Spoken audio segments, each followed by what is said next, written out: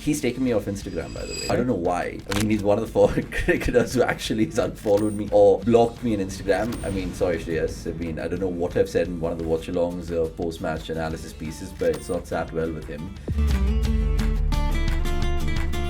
This time, it felt like there was a balance, but I didn't think we would win. I thought we'd be classic RCB, probably choke somewhere.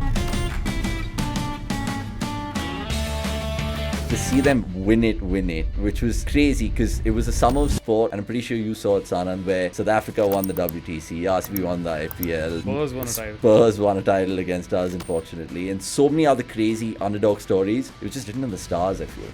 I did a great interview with Bharat Arun in terms of unraveling how that 36 all-out happened, and Ravi Shastri said, boys, party tonight, hammer the whiskies down, don't worry about it, we'll wear the 36 all-out as a badge. And that gave them the confidence to go to Melbourne, turn the series around against all the odds and win that series.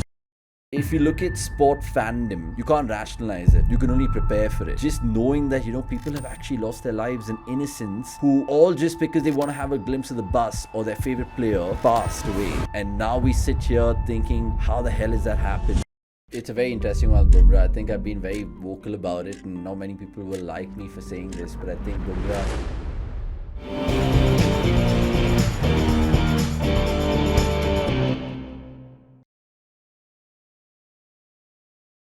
Thanks, Avanish, for coming back. I've had very few people come back on the show, but thanks for doing this. No one else to talk to about the things I want to right now in cricket, other than you. So how's it been? How's the last 1 year been? I think it's been a year since we sort of did this, right? Yeah, it's been a whirlwind in terms of the good more than the bad. I think since the last time I was here, a lot of things have happened. India's won the Champions Trophy, RCB won the IPL. I think we won the World Cup too, no? Yeah, I think it was just in the cusp of that tournament. Right. So, yeah, it's been good things cricket-wise from a India RCB lens. Even personally, the way cricket.com has, of course, progressed has been leaps and bounds. So, wouldn't really kind of look back. Now I'm just looking forward because, like I was just telling you off camera, there's great things in the pipeline, more cricketers to interview, and just unravel some of the anecdotes that not normal people do right now. So that's my whole thinking going forward. Right. I want to start first at, of course, for us Bangaloreans, we've spoken about what RCB means to us. Yeah. And then to have the kind of season we did, and then obviously the incredible win. Obviously the aftermath too. We'll come to that. Yeah. But man, what a season! First time I felt after the auction that there was balance in the team. Yeah. Which is something that we've never had. Over the years, if you look at it, there's been batting dominant, of course. Then there aren't enough the right kind of bowlers because Chinnaswamy is a demon of its own, right? Yeah. But this time it felt like there was a balance. But I didn't think we would win. I thought we'd be classic RCB, very Spursy of us, right? We'd probably choke somewhere. But crazy in terms of what we were able to do. Just amazing. Everything, the way it unraveled with the captaincy of Rajat Patidar, DK's first ever coaching stint proper in that capacity. You can see what the team were trying to do in terms of Mo Bovat, Andy Flower, Malolan, all of them in terms of their auction plans to what their 11 needed to look like come game 1. And I feel we had a tricky road to start the IPL. We had to play KKR away. Then we had, I think, Chennai and Mumbai away in the first 3 or 4 games. And I think when we came out with flying colours in those games, I couldn't believe my eyes because I was just like, hold on. Because I know we've kind of seen the razzmatazz and flamboyance of RCB and starting tournaments well. But the way they just picked up momentum from game to game was brilliant. And I was kind of optimistic as ever, as every RCB fan would be going into the season. But this time, with Hazelwood being the Hazelwood that we saw, and everyone chipping in at right times, different man of the matches, 10 odd people scoring 50s for RCB. No other team's done that in IPL history. Yeah. And then, of course, the way we were on our travels. I mean, probably it's easy to say right now in hindsight, the best ever traveling team in an IPL season by a mile. So I think that just was superb for me. And to see them win it, which was crazy because it was a summer of sport.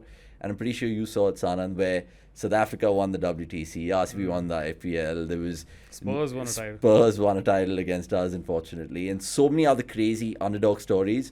It was just written in the stars, I feel. Yeah,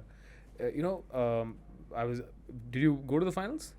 No, I wasn't because I was actually deployed outside the Chinnaswamy because we were doing a watch along, Right. and my office is a stone's throw away from Chinnaswamy. So I said, okay, I can like crack two sort of things here instead of going there, Ahmedabad. And I've been to Ahmedabad, and it's absolutely ridiculous to do fan cams there at times.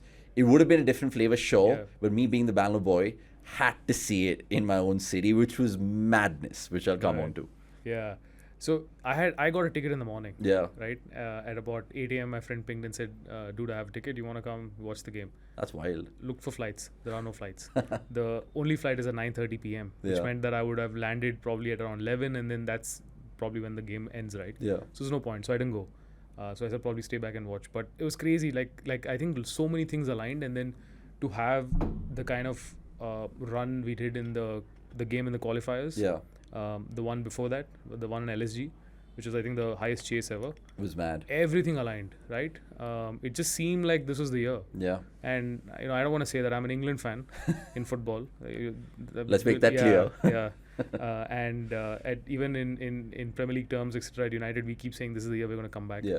So I was like, no, I don't want to jinx it. So Yeah. I kept denying it, even when the game happened, and I was like, there's no way we're winning this, even in the halftime. Well, when did you kind of get on the optimistic side, saying, you know what, I'll tell you what, we're winning it? The last 2 overs. Yeah. Of the Literally. final, yeah. Yeah. Because I just felt that until then, anything could have happened. And even then, at the end, if you look at it, like Shashank Singh, I think, Yeah. finished off the last with a few sixes. I I'm mean, sure Hazelwood he- had checked out, but checked out, sure. But even then, it was still kind of close if it had to be. But Yeah. like, you never know what happens in the IPL, honestly. There could be some rookie who comes in at number 8 and just swings in to, Yeah. 20 ball 50, and then things change. So I was just, I knew that it was tilted towards us, but I was like, let's hold off. I don't want to celebrate. It's crazy. You look at both the teams who made the final, RCB and Punjab, their whole season was like copying each other. So it was like result for result.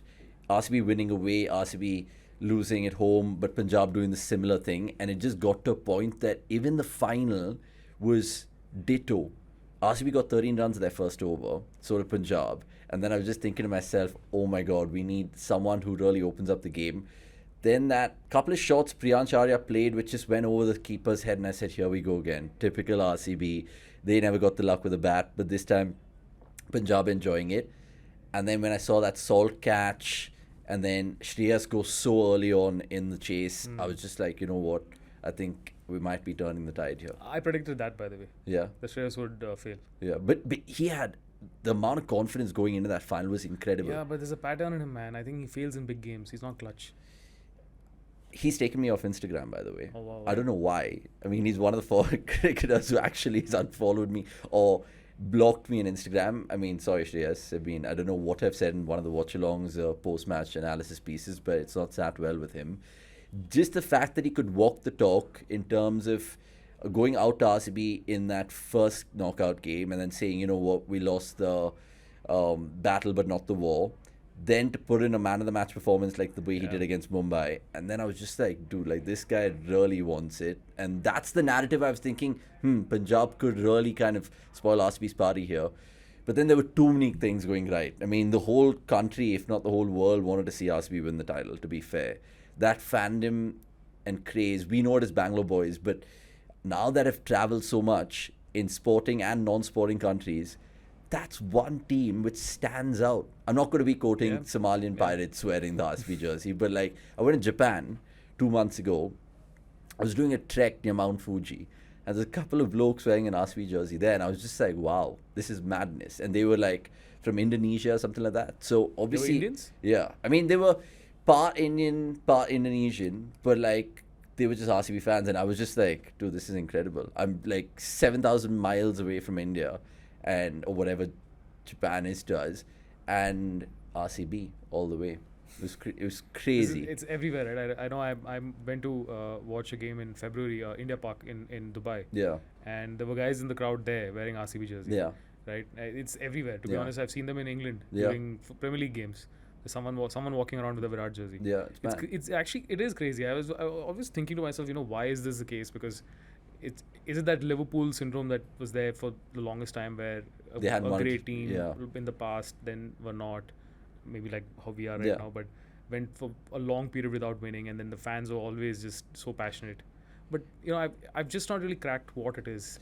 it definitely is the Virat Kohli angle, Absolutely, for sure. absolutely. But again, I wouldn't say that RCB got lucky with that. We obviously took a hunch in Virat. It's paid off in how, and I'm so ever grateful for that. But if you also look at how we played our cricket over the years, we were sure that Holy Trinity with Gale, De Villiers, Kohli. But there's something about this franchise in terms of pioneering stuff off the field as well as on the field, and Vijay Mallya kind of initially kind of making it such a cool brand in terms of how a sports team should be. So I think a lot of things went in that favor. Bangalore people are generally absolutely loyal lovers of sports, whether you see with BFC in the I-League, ISL right now, or whether you see it with Bengaluru Bulls, which is actually crazy. In Pro Kabaddi League, they have a decent enough fan base, but RCB is by miles one of the teams that I've seen where it is just not a team, it's an emotion. And I'm sorry, that's a cliche which has been overdone, but it is so true with no other team in sport that I've seen in my lifetime. I mean, I'm a huge United fan, and I know how much fan following United gets throughout the world, but RCB, for not winning a title for so long, they've now just become the most valued franchise in the IPL history, right? Overtaking CSK and MI, who have 5 trophies each. So it shows how far that franchise has come. Shows, okay, fine, Virat and his 270 million followers, but also shows that, dude, this team's had great records, great moments, great defeats, great wins, and that's just a culmination of the team that it is today. Absolutely. Going back to that auction and bit, what do you think is the sort of number one factor in this sort of rebuild that we've had? I look at it and I think going and getting a director of cricket was sort of a game changer, because in European football, this is a concept that's been there for about 10-15 years now, and some teams do go for it, some teams don't go for it.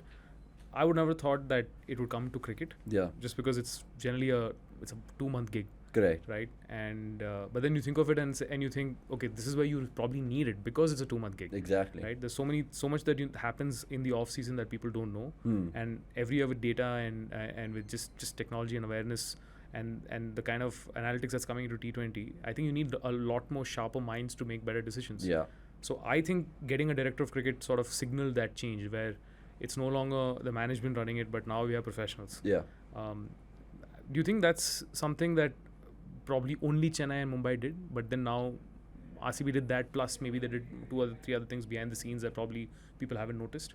See, the thing with Mumbai Indians is that I've heard from players that even in the off season, they get the best ever treatment. You want to practice, you want to, of course, have a camp 2-3 months prior to the season, you're allowed to do that. Chennai also have been very stable in terms of their selections, looking after players. Player welfare management has been top. With RCB, the whole focus for a lot of time was Virat, AB, and then who else? Obviously, we had decent bowlers, but not like a whole team that we could actually figure out in terms of on-field, off-field, what we need in terms of data, gut feel, so on and so forth. So I was actually watching a recent podcast with Stuart Broad, Joss Butler, and Freddie Wild. Yeah. And Freddie was quick to kind of say that RCB did things in a very different way in the last couple of years. You mentioned the director of cricket there. I think Mike Hessin kind of was the real man behind the bricks and mortar in terms of just making that team consistent. Because even if you look at the last 5 years of IPL cricket, RCB have actually had a better win-loss ratio than all the other teams. So some would even say that before the title that they won in 2025, it was brewing and it was always around the corner. What Mike Hessin did was great, but then what Mo Bobat and Andy Flower did was exceptional. And I say that because they put certain players or certain personnel to look after those players. So, for example, we had a guy called James Pipe in the RCB setup, and there's a lovely story of how they looked after Suyash Sharma right after the auction. Suyash was not having the best time as an athlete, as a cricketer, and they called him over to the UK. I think James Pipe was gracious enough to have him in his house and so on and so forth. So those small, minute details have worked really well. To telling Patidar, I think you're going to get the captaincy to the fag end of the season before that, Right. to just give him clarity and saying, look, this could be on the cards for you. Even their retentions, obviously they were never going to get Virat go because of financial reasons. He's still quality, by the way, in terms of being a T20 cricketer, despite his retirement from the international game. And then Yash Dayal over Mohammad Siraj was a very interesting choice, but they went for the left arm angle. They had some faith in Dayal, and I think it's proved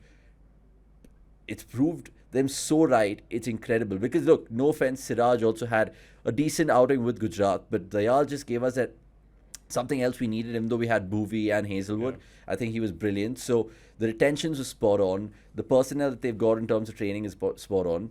But it just starts from the top to the bottom, like you said. Once you've got that certain professionalism where you get a director of cricket in place, and then it's a trickle-down effect. And then once you have winning, this game of T20 is so vital in terms of momentum. You start the season well, you can then start believing. And I think every game, they just went 10 foot taller. So whoever came in to fill in for certain players, I think Salt was ill in one game. Bethel came in and looked brilliant. It was almost like a baptism of fire in the IPL for him. But I was so excited, Sanand, when I saw that auction saying they've taken a punt on an English youngster who's actually the next poster boy for England cricket, to be fair. I know it's sad that he's not got a gig, and Ollie Pope might be watching this and might be like, you know what, he's breathing down my neck in England colours. But how RCB picked that team, whether it was a Krunal Pandya, whether it was a Rasik Dab where we used him first game, they stuck with certain decisions. It was not pandemonium. We used just 13, 14, 15 players, and it was brilliant. Even the choice of getting Mayank back to replace Devdutt, very well thought of. Superb call for that. And you know what excites me is the fact that they do these content pieces after every game, and the one after the final, Mo Bobat's sitting there with the rest of the team saying, "This is just the start, lads," or something, which as an RCB fan gave me goosebumps, because I've been saying this for the longest time. RCB won a title now, but I want them to go and do the unthinkable, which is win 2 or 3 in the spin and really stamp their authority and be like, you know what, we've been quiet little mice for the longest time, but we're roaring like fucking lions right now. And that's a fair way to say it. Absolutely. You know, on that note, I have a great story on Mayank. Yeah. So he and I work out at the same gym, by the way. Yeah. Coach Mugambo. Yeah. Yeah, good lad. Good, yeah. He's been on the show too. You know, it's funny. I mean, I saw him up close in the month of April during IPL when he was not playing, not picked. And he's in the gym every day. He would be the first guy in, opens the gym, sets things up. There's people there, people not there, doesn't matter. He does his workouts and he pushes himself hard and did that consistently every day, right? And I think leading up to probably about the end of April or so, and I think there was a some tournament, Karnataka team played, and I think he played all of that. He was keeping himself fit and ready. And mentally, I could see that, you know, he's just working hard without knowing whether he's going to get a chance or not.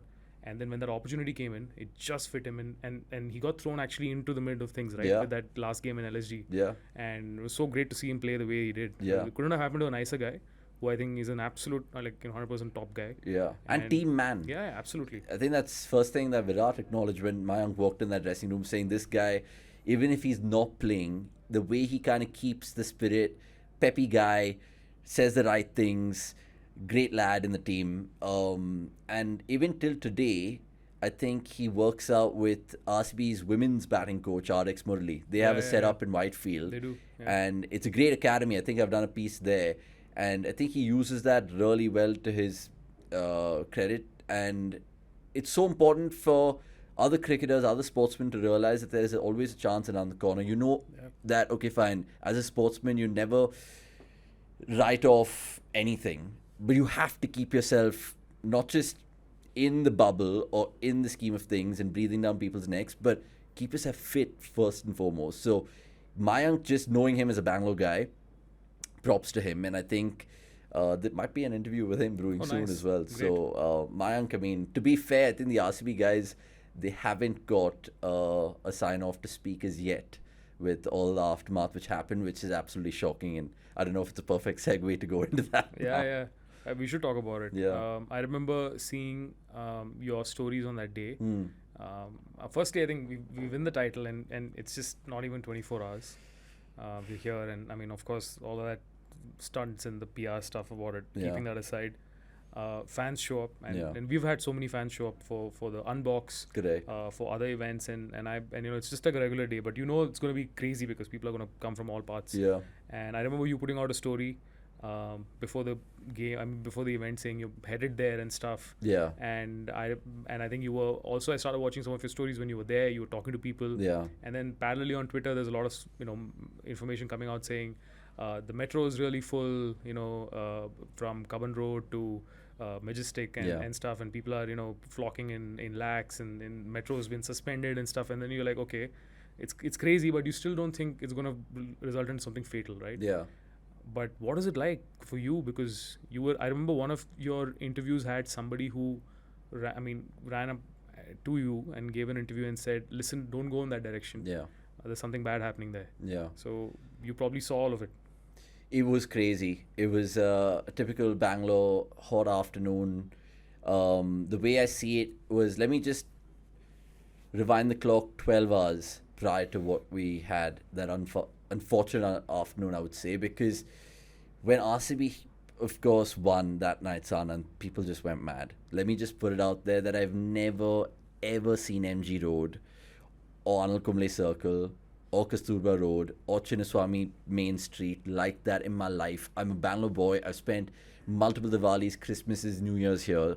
I've covered 2016, 2017, 2018 New Year's as a young journalist for News 9 on those nights, and that was just 1x or 2x loudness, all of that.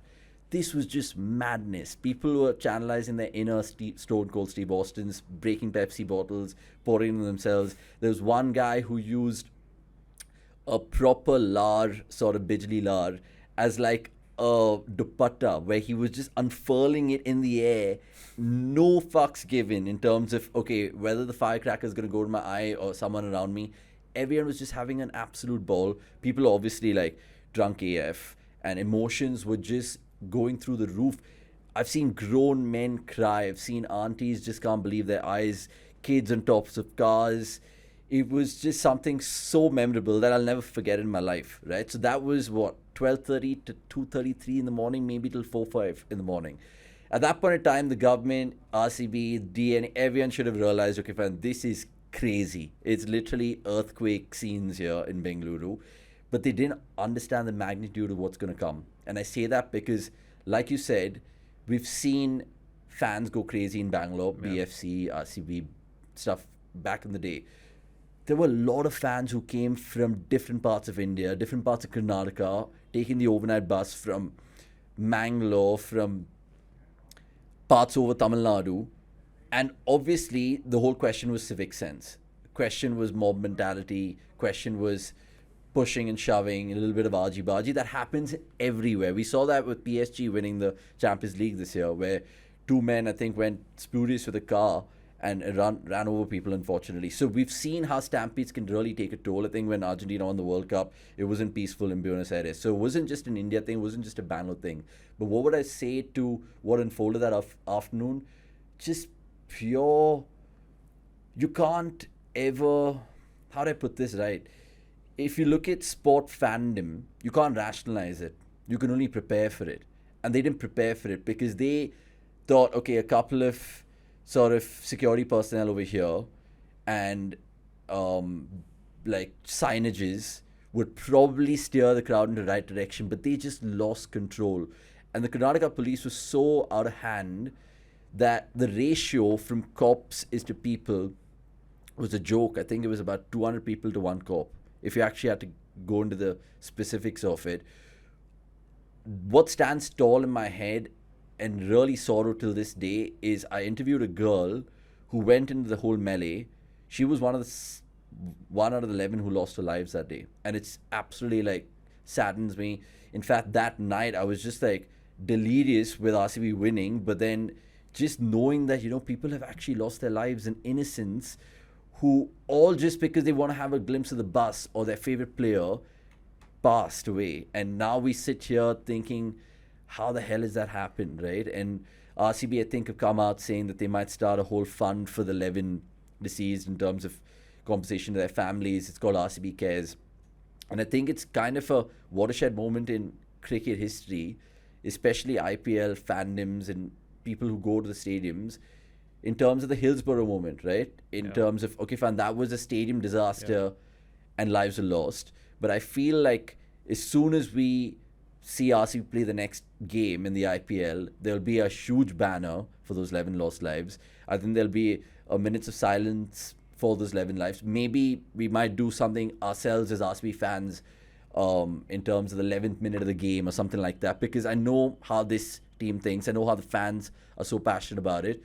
But no one could fathom how those lives were lost. Because, even if you look at how the bus tour started from the Vedant Sada and they had to come to the stadium, Vedant Sada also was absolutely ridiculous, because the tallest trees there were being breached. People were just stepping over anything and everyone to just get a little touch of their player.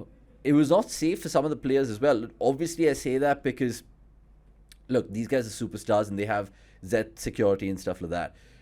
But, I mean, I saw old people being shoved, and it's never nice. The last time I saw this was India, Pakistan, and Ahmedabad when I went to cover the World Cup there. And again, just typical, I would say, Indian mentality, and be like, once one guy is being pushed, the other guy will not naturally push the other person in front. So it takes one guy to tell someone off.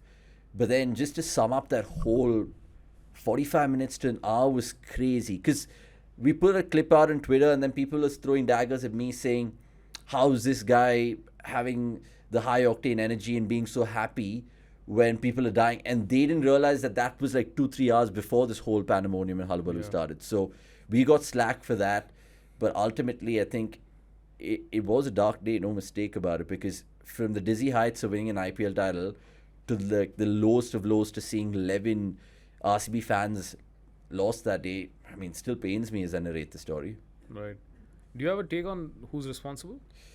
I mean, I would idly like to say it was RCB's fault. I mean, let's make no mistake about it. I know, they've kind of come heavily on the head of marketing in terms of Nicholas Sosali. I think they've taken a couple of guys in from DNA as well. And the fingers point back to them, because ultimately it goes back to what I said. You can only prepare for sports fandom. Sure, you want to have the CBD of Bangalore full of RCB fans, but you have to have some safety protocols and measures. And also kind of take into consideration that this is the first ever title of RCB, and it's going to be shit hitting the roof, right? And we saw that proper. We've seen it even in some concerts here and there. It's obviously not resulted into deaths, but pushing and shoving, maybe a couple of injuries and small stampedes and stuff. I would still say that RCB have to take the blame, because it's their event and they have event partners.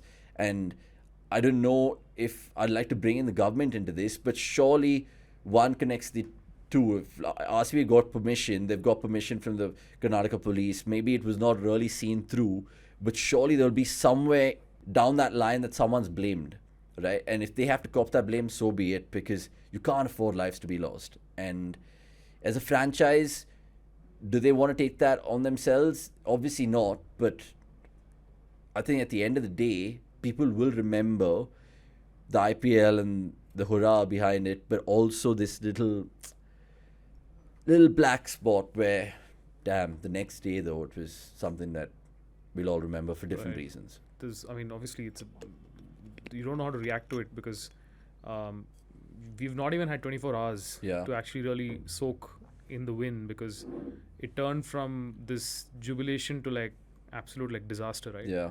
And now there's so many theories floating around in the sense that they're going to ban the team, and then they're going to get 5-year bans and stuff like that.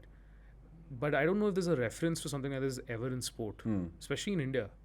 And I think this comes back to also our culture of sport in India, where if you look at, for example, in Europe, the open top bus parades are so common, right? Yeah. There's some team that does it every year. Yeah. And even, in fact, even in Bombay for that matter, we had that entire Indian team driving through, I don't know how, they probably covered a lot more distance than it was Vedant Sada to Chinnaswamy this time. But I also feel it's a lot to do with that absence of that protocol, culture, etc. A combination of the two, right? If you are going to celebrate out on the streets, there has to be some kind of guidelines to these things. Yeah. And I think they have to be set prior to, for example, even if you win, whether you win or not, you need to have some kind of a template and guideline to go about these things. Yeah.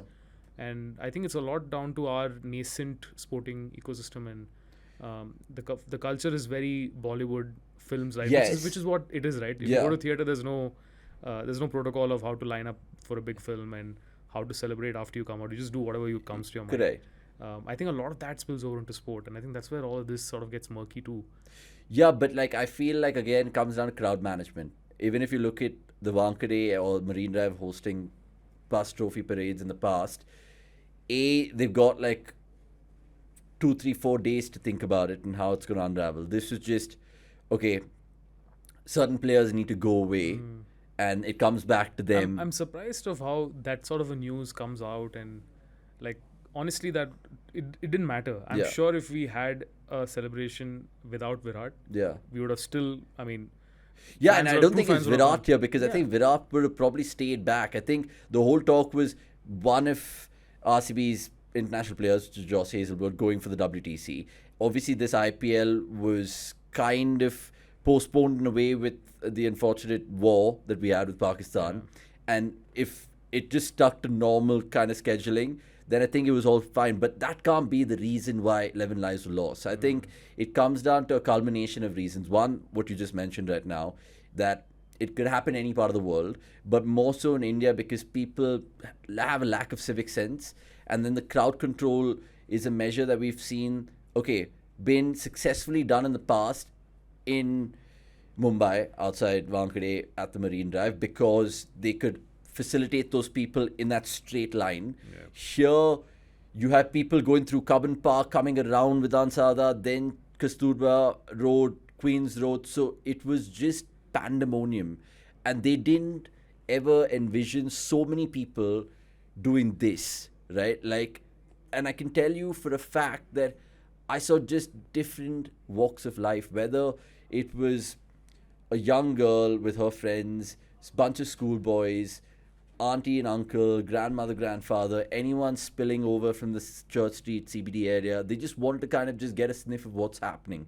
And so many people have just forget losing their lives, have just lost friends and families for 6, 7, 8 hours because the networks are jammed. It was very hard to reach someone if you lost them. And that's also a really, really sad scene because I think a lot of people, a lot of kids, which of course wasn't really covered by the news, they got injured. And to see 10-year-old boys, 11-year-old boys, and grown men stepping over kids is never something that you want to see. No matter, even if the world's coming to an end, you wanted to kind of be peaceful about it, right? So that's what I didn't understand. And then I was just it was scary after a point in time, even from a journalist POV, saying, should I just throw myself into that sort of mess and get more reactions? But people don't even care right now. People don't want to speak to a camera. Right. All they want is to either see Virat lift the IPL or not even the trophy, but just to be part of the moment. And if they had any sort of right thinking about themselves, I'm talking about RCB, DNA, the Karnataka police, the government, everyone, do it at Palace grounds or do it somewhere where you have a control of 80,000, 100,000 people, right? The Chinnaswamy also, if you have an event there that they've had unboxes outside Church Street in stadium and stuff, can pack only 35, 40,000, but there'll be 25,000 people who are just waiting to see players come in and out of the stadium, or so on and so forth. If you had something like that in Palace grounds, it would be much better. 100% in retrospect, if they wanted to go back and change everything, they would have. Absolutely. For sure. So tell me, so obviously this happens, I think, around 3:30 or 3:45, something like that, right? Yeah. But then the event happens at 5? So the event started. And how long did that go on for? Were you outside when that happened? So they, I think, started everything around 4:30. By 3:30 itself, we saw things get really ugly outside the Chinnaswamy. At that point in time, there were no deaths reported. And we had no idea it's going to go to that direction by any stretch of the imagination. And then I realized, okay, fine, dude, this is pretty bad, because there was a couple of people, like you said, come up to me saying, dude, come take a look at this. People are being just unbelievable in terms of their behavior, unruly, pushing, shoving. And then I said, okay, fine, it's quite crazy here. But then again, I didn't even foresee the worst case scenario. I didn't even think, okay, fine, dude, 11 people are going to be losing their lives by the end of tonight. So then I think even at that point in time, the internet was just going mad in terms of RCB, Bangalore going mad, hashtag Bangalore, hashtag RCB parade and stuff like that. And then the players finished the Vedanta, came to the stadium by 5:36, and then 6 o'clock onwards is when the whole Indian media went into overdrive. The whole focus was in Bangalore. Then the players started getting, I think, internal messages. The management started getting messages. They put out, I think, a post to condemn the perpetrators. I mean, who can you condemn really? I mean, the crowd's just going to be mob mentality, like I said. So RCB could just like damage control at that point in time, but it was bizarre. It was absolutely bizarre. I mean, I didn't go home till about 11:30, 12 that night because I was outside the stadium from 2. I was there till 4. I went back to drop the footage. And then after 5:36, I didn't come out of the office because everything was just mad. Everything was just crazy. There were traffic jams everywhere. They shut off Covent Park. Even if I had to come back to my house, which is North Bangalore, I had to either go around Maharani College, Atria, and then come through that direction, which was still packed till like 11:30 in the day. So that whole day, all the hospitals were F. Sidramaia's residents, I think, people had accumulated. There was, of course, a lot of politicians going in and out of the hospitals. I think DK Shivkumar went there to pay condolences to the families. So it was a long night for everyone involved, the media, the police, the doctors, obviously the families who were in concern. So it, for me, felt like, why is this happening? We've just won our IPL. We've just become champions for the first time in this glorious team's sort of history. And I say that because, I mean, I'm a big RCB fan. It takes the sheen away. It takes the sheen away without a shadow of a doubt. But then I'll tend to cling on to the night before where RCB won the IPL. But then I can never forget this. Like, even 20 years down the line, if you ask me and I'm narrating the story to my kids or my grandkids, I will mention this because there's no getting away from this. But it's for us now to take it in our stride and be like, this happens. It's unfortunate. It's the worst news ever. But how could we wear it as a badge and always keep those 11 souls in mind of the forefront of the franchise, because they've come from different nooks and corners to support this team, have lost their lives, being innocent, never foreseed waking themselves up to then losing their life in an RCB event. Man, that is just, I mean, honestly, it's crazy. I truly think that this will change and create a lot of guidelines, rules for like how something like this needs to happen. And I think BCCI will take a forefront role in this going forward for sure. I don't think they're going to let... No, it's a wake-up call, not just with the IPL franchises, but just generally they should overlook how sport, especially cricket, can be better for fans. And I'm not just talking about great after parties or bus parades. I'm talking about even the life of a fan. When I book a ticket or book my show, that's how it should be right now in 2025.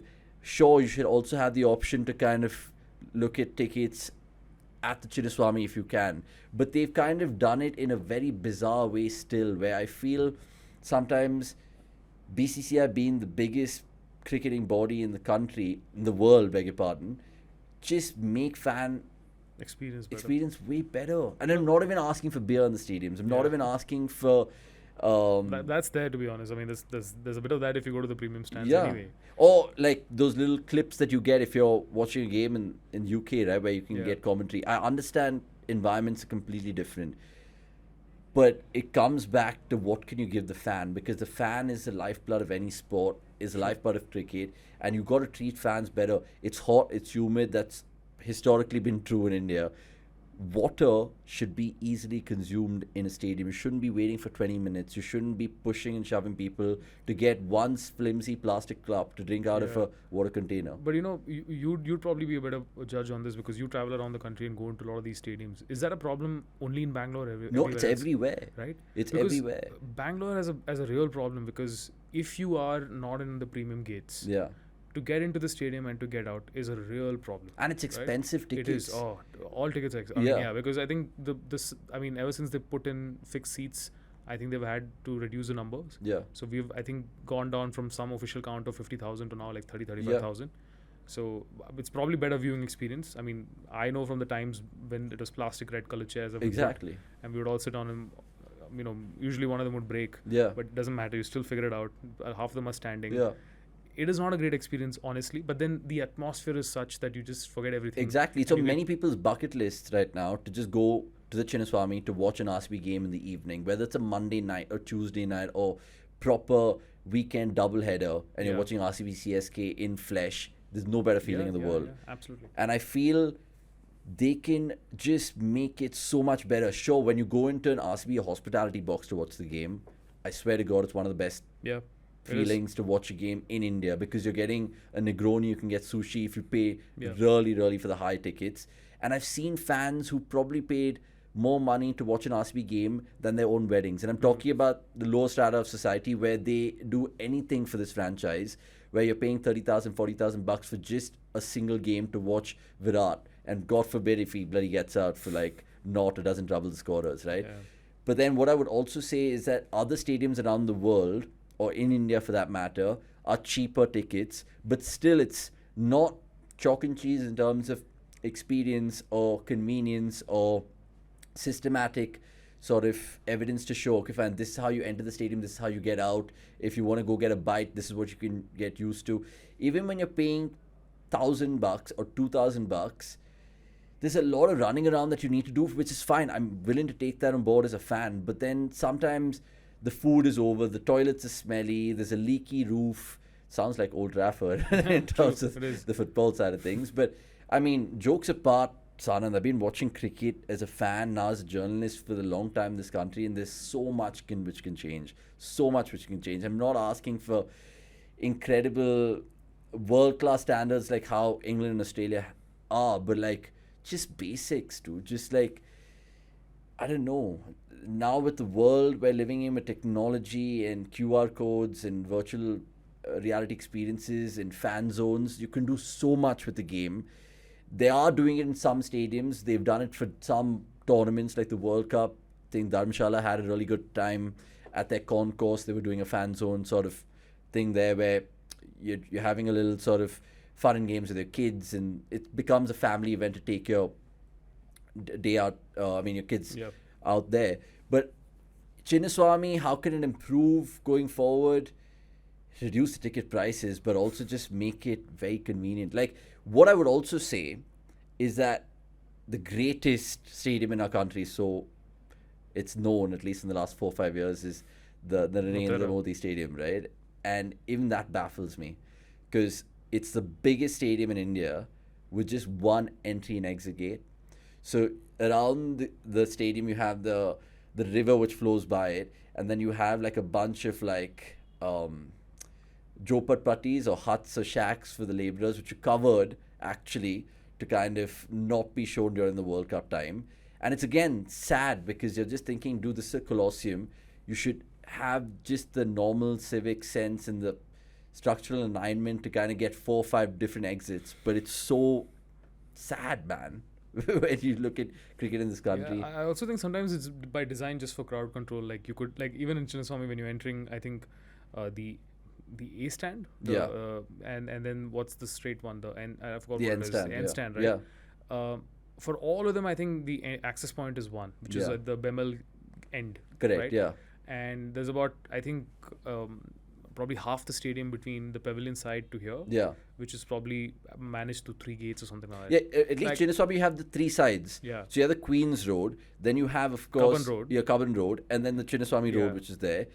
I feel like that's at least way better. But that one road, for example, on the which was back in the day, I think the members end. Yeah, correct. But that's not functional anymore, is it? That is for certain corporate boxes and stuff. Right, got it. So you park your car and then you walk through there, and then you have some sort of fans going in through that way.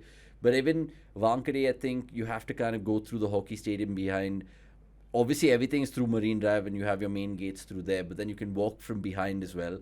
I've been to the Eden Gardens. That's kind of also well mapped out in a certain sense. The other one which comes to mind, I mean, there was one which is really chaotic. I went to cover the KKR-RR game in Guwahati, and it was unbelievable. I mean, the stadium inside is not bad, but outside it's just plastered with pan, and it is shocking. It is so bad that you're just like, why are they doing this? But again, it just comes down to so many things. So now there are talks of Chinnaswamy being moved out, right? Because of all of these issues and access. They should never do it. Exactly, because it's heritage. It's heritage. Yeah. You can't really uproot a stadium. I mean, it's unless you have some reasons to do it. Because I think the NCA has now moved out, right? Which means there's a lot of land, extra land parcel available inside the stadium. Yeah. You could just expand it. And 100%. And Bangalore can easily hold a 70,000, 75,000, even 100,000. I think so. I think we can fill that up because of, and then probably ticket prices can come down because you can accommodate more fans. Yeah. We're anyway loud. Yeah. Add a layer of, double or triple our size, and then imagine what it would be. It's like you could create folklores like how Galatasaray have in football, right? For example, something like that. The thing with Bangalore Stadium is that it's because it's above sea level. The city is balls fly more than usual. Then you take in the element of how it is such a melting pot in terms of just the decibel level there. And the acoustics with the stadium, there's something which is just absolutely mad. I just think it's the old style with the roofs. Yeah. And if you look at a lot of the stadiums built in the 60s to 2000s, even in football, Anfield, for example, the old Anfield, I just think the design is such that the noise just gets trapped. Correct. Like Old Trafford has that problem because it's kind of too big. Yeah. And then they built one stand at one time and it wasn't built together. Yeah. So the noise really doesn't stay. But I think in Chinnaswamy, they built everything, and then I think they just later on added the roof on a couple of the sides. Yeah. So I just think it just traps it. I think it's just that. It's just that, and also they've always kind of made a facelift or two for Chinnaswamy over the years. Whether it was the solar panels initially, then they got the whole the water saving scheme where the ground dries up really quick after rain, which is incredible because this ground needs it more than anything else, and they were able to identify that, and they've got state-of-the-art sort of infrastructure there to make all of these things happen. So what you're saying should be a dream for every Karnataka cricket fan, every RCB fan, to see a Chinnaswamy go from 40,000 to be a 75,000 stadium. Be incredible. Chinnaswamy, in fact, I think now are going to be hosting 4 or 5 World Cup games, the Women's World Cups later this year. So I'm looking forward to that. And just so many great moments, whether it's IPL cricket or state cricket that I've grown up watching or great Indian games there. That stadium will always kind of be important to me because it's in the heart of the city, because it's right next to Cubban Park. I love the bird's eye view image of the Chinnaswamy where it's just camouflaged in a sea of green almost, right? Yeah. So there's so many things which hit me when we talk about the Chinnaswamy, but again, if they have plans to expand it, get your pathways, get your fan zones, get all of those kind of things which just make it an experience. Like we're talking about even Old Trafford, hopefully kind of being redesigned in a way where it's Guy Neville's ideal dream, where it's the utopian world for a United fan to walk through, where it's Manchester United world, it's best of the class in terms of like going through. There's a community center and stuff like that. Exactly, yeah. A museum. You know what would be great for Chinnaswamy if they could get something like the Johannesburg Bull Ring has that, the patch of grass. Yeah. It's a Cubban Park inside. Yeah, 100%. That'd be crazy. Like get a tree in there somewhere. Yeah, have you ever watched cricket in stadiums with the grass bank on it? No. The closest one that I could suggest will probably be Galle, Sri Lanka. If you ever have the chance, Anand, trust me, that is something to go and relish cricket in that part of the world, because you can sit on top of the Dutch fort and then watch the proceedings unfold. A couple of my boys from office went to see the Sri Lanka-Australia game. They loved it. And I was watching the West Indies-Australia series, which was on recently, and the final game, I think, or the first game was Barbados. And that's also brilliant because it has a little pool and cow corner or something like that. So that can never be replicated in India, but if they can give us even a grass banks, like you said, I'll 100% take it. Good segue from RCB now into India. Yeah. So much happened for Indian cricket in the last 6 months, 7 months, right? Started with Ashwin going. Yeah.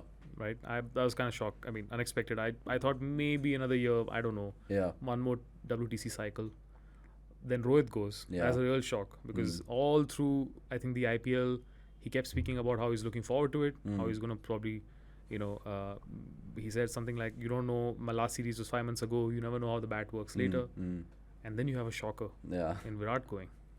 And then we're like, what the hell? Now, this is almost like a complete rebuild. It's like one of those things, like it's like, Chelsea from football, when the ownership changed and they sold everybody. Yeah. And then they rebuilt it. And going into this England series, I was like, okay, we are underdogs, but I don't think England has a great bowling attack either. So I was hoping something would come through, and it's exactly how it played out for the first two tests at least. You can really see it's a very different Indian team. Yeah. Take Jadeja out, and then there's nothing sort of that you can reminisce of the decade of dominance that we had, right? Of 12 years without losing a series and stuff. What do you see? What do you think actually made? You probably heard chatters behind the scenes. You probably know more. But how did that happen? Was there some kind of thing, something that went down behind the scenes, or was it like, okay, it's a call that everyone needs to go? Probably one went and the others felt they also needed to retire. What happened?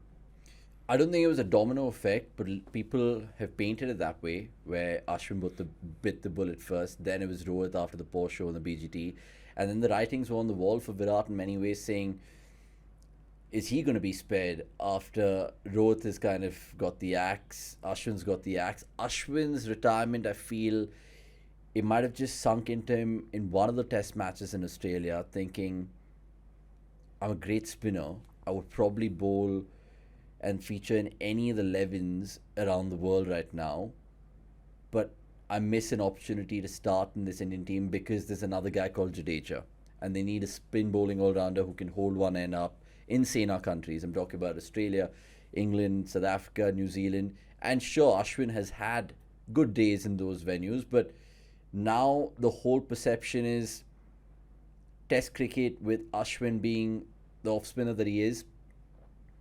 It's sad because I feel you look at someone like Nathan Lyon, Ashwin can just easily do that and much more and keep on doing that. He's a student of the game, loves to kind of keep chiseling himself, tinkering himself in terms of, okay, fine, how he looks at the game. So when he kind of drew the curtain, I'm thinking to myself, I think this is not the end of it, because we saw what kind of series it was. It was a wake-up call for many. Every time I think of Virat's test career, I think about him, the captain first, then the batter. But the last image I have of him as a test cricketer in my mind is that he nicks off to Scotty Boland at Sydney, and I think he's livid with himself. That whole series he was nicking off, and obviously it's well documented that he keeps kind of fiddling outside the off stump. But that final dismissal of him, where he punches the bat, and it was almost like he knew it, that he was going to do the same thing and he would repeat that same mistake. Fair enough. Does that, goes through. Virat fans can't believe it. India lose. Fast forward to him playing that Ranji match, right? That's when I started thinking, okay, fine, this could be actually a very good thing for Indian cricket, because it takes the superstar culture out of proceedings where, okay, these boys are now playing Ranji cricket, albeit they didn't have good showings, but they're showing that, okay, fine, they want to go back and grind it out and still care.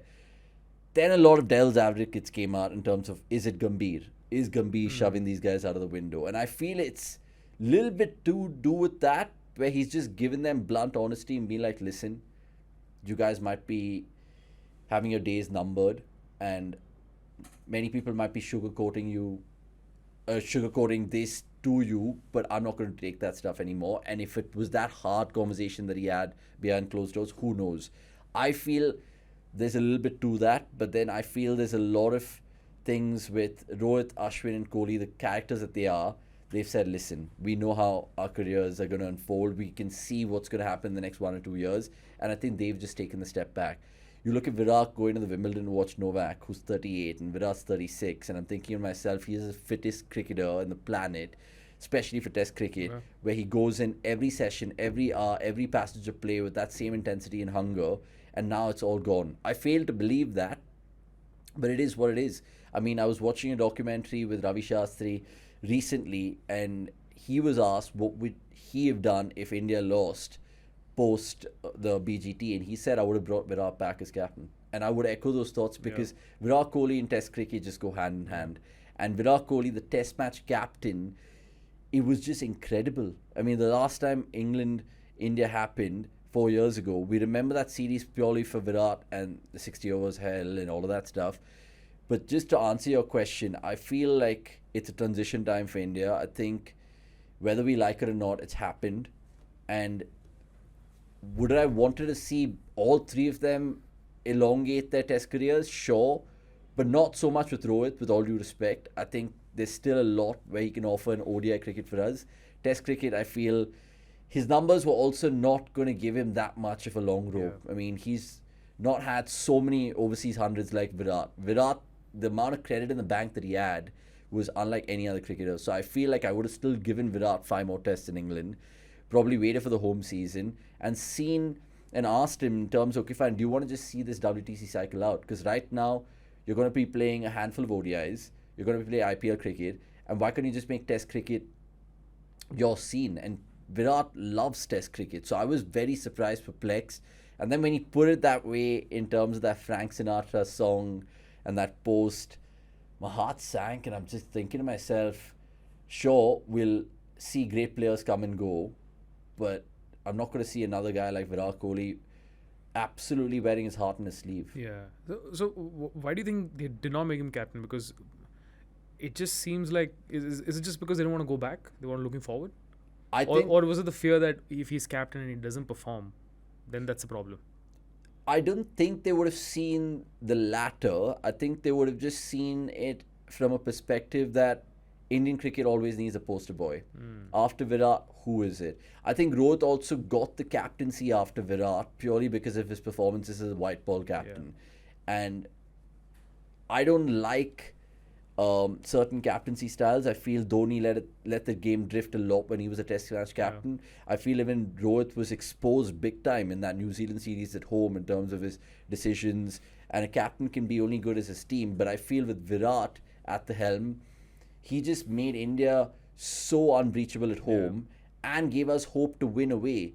So what we're seeing right now with our fast bowling resources the way it is was thanks to Virat, right? In terms of Ishant, Umesh, Bhuvi, Shami, Bumrah, that was brilliant. And now these guys can pick up the baton and move forward. What we saw recently with Akashdeep bowling Jaffers at Edgbaston was good to see. Similar with Siraj being the workhorse that he is, and more to come up the ranks. But I feel, could they have given the captaincy to Virat? Man, I would have liked them to, but they wouldn't have ever gone that direction because I think they were always secretly molding someone like Shubman Gill. Right. Because he's a 3-format player.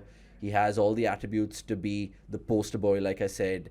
My first bet would have been KL Rahul. Again, Karnataka bias.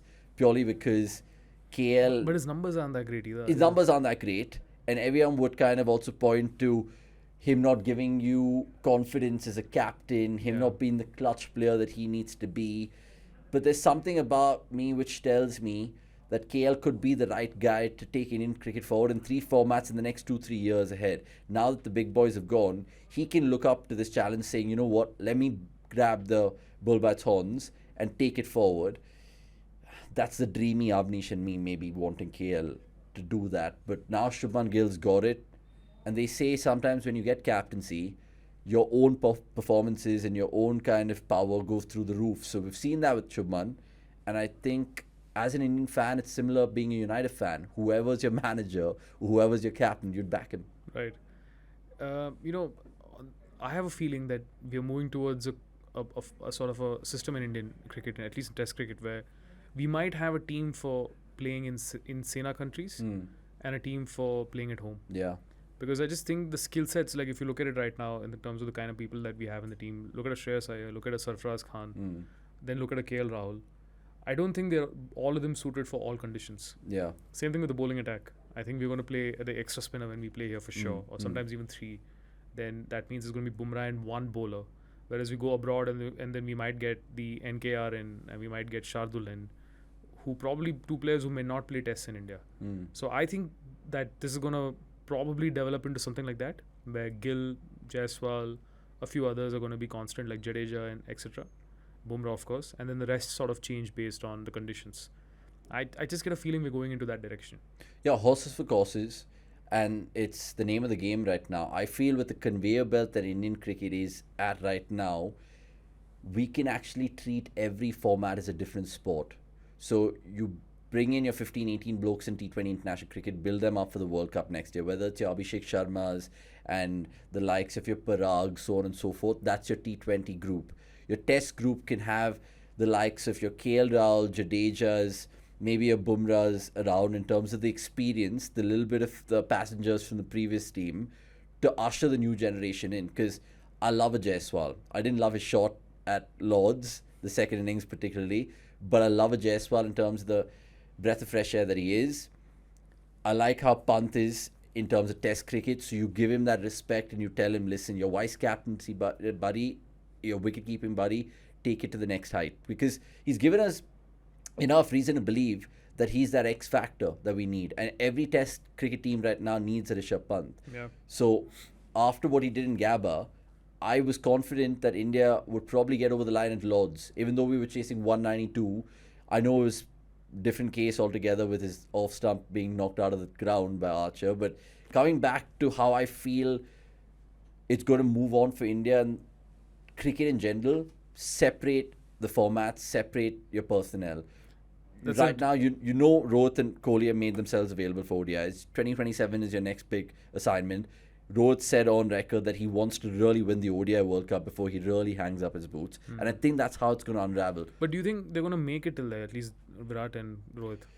It's 2 years away from now. I know, but then sometimes they say time flies, and I feel like that's so true, especially in this cricket ecosystem that we're in. I was doing a podcast, I think, or a watch along 2022, 2023, and no one just thought that Rohit Sharma is going to play the 2024 T20 World Cup. I think we just spoke right after India lost to England in Adelaide. Right. 2022 World Cup, they got hammered. England hammered them by 10 wickets. And everyone was just like, got to get rid of Kohli, got to get rid of Rohit, got to get rid of KL. They can't play the next T20 World Cup. I think one of them was Bin. KL didn't play the T20 World Cup. But no one thought Virat and Rohit's going to be playing that T20 World Cup. But they did, and they won it, and they went out on a high.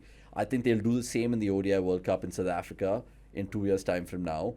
Test cricket, I think, is in safe hands because, like you said, we have an Akshar, right now Washington Sundar, Kuldeep and Jadeja, 4 spinners which we can play 3 out of in India. And abroad, if we're kind of giving the milk, honey and the bread to Nitish Kumar Reddy right now, great, work on that. There are X factors like Shardul, like you mentioned, who can come in and do a role. And there's so many other options that I still want to see in Test cricket that we haven't really seen. Like Arshdeep Singh, I thought he should have played at least 3 tests this series. He might get 2. He might even not get the nod for 1.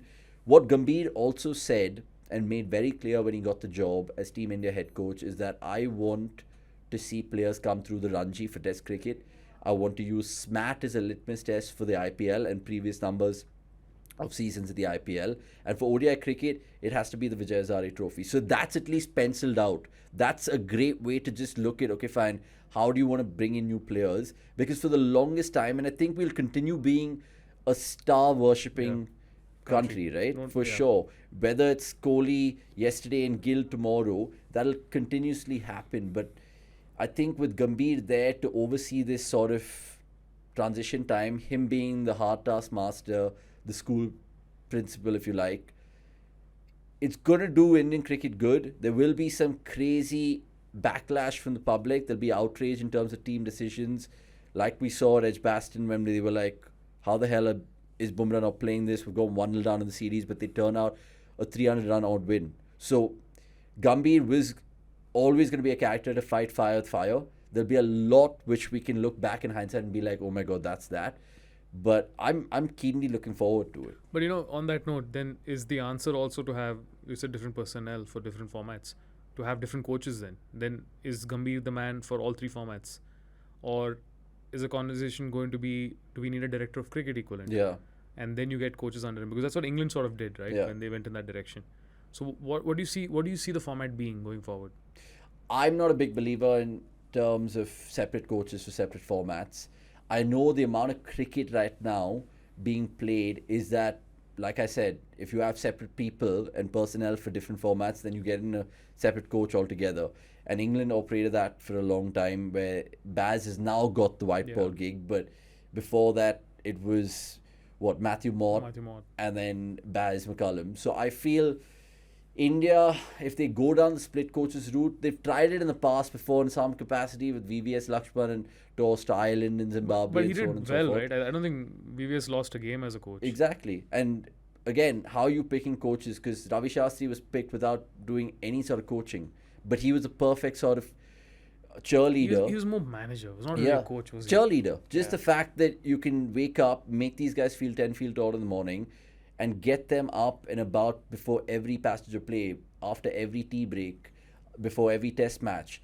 I did a great interview with Bharat Arun in terms of unraveling how that 36 all-out happened. And Ravi Shastri said, boys, party tonight. Hammer the whiskies down. Don't worry about it. We'll wear the 36 all-out as a badge, right?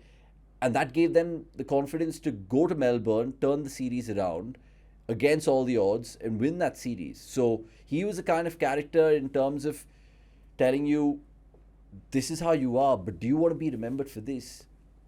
Give yourselves a kick up the backside and literally get the best out of yourselves. Now, Gambhir might go down that path. We saw what we did with KKR in terms of winning that IPL and playing a huge role on the auction table, helping Chandrakant Pandit make some really tactical calls in-game, but also getting the India job eventually. So I feel I'm going to judge Gambhir after a couple of years, like the way I judged Dravid. And I felt Dravid was misdone with a lot of injuries. He didn't have Bumrah in most of his main tournaments.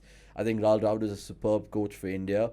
And it's tough to kind of lead India's coach after Shastri did, right? Because Shastri and Kohli, what they did was being a revolution, not just get end results and products, but like they were unlucky in many ways as well. Like that 2019 World Cup semi-final, I feel that's a missed opportunity. They look back.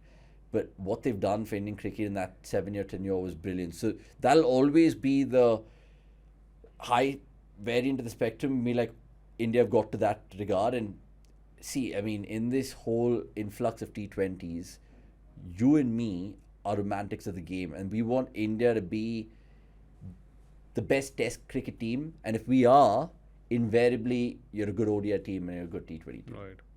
True. That makes sense. A note on Bumrah. You think the strategy of taking him for a 5-match series and then announcing that he's only going to play 3, is that the right way to go about it?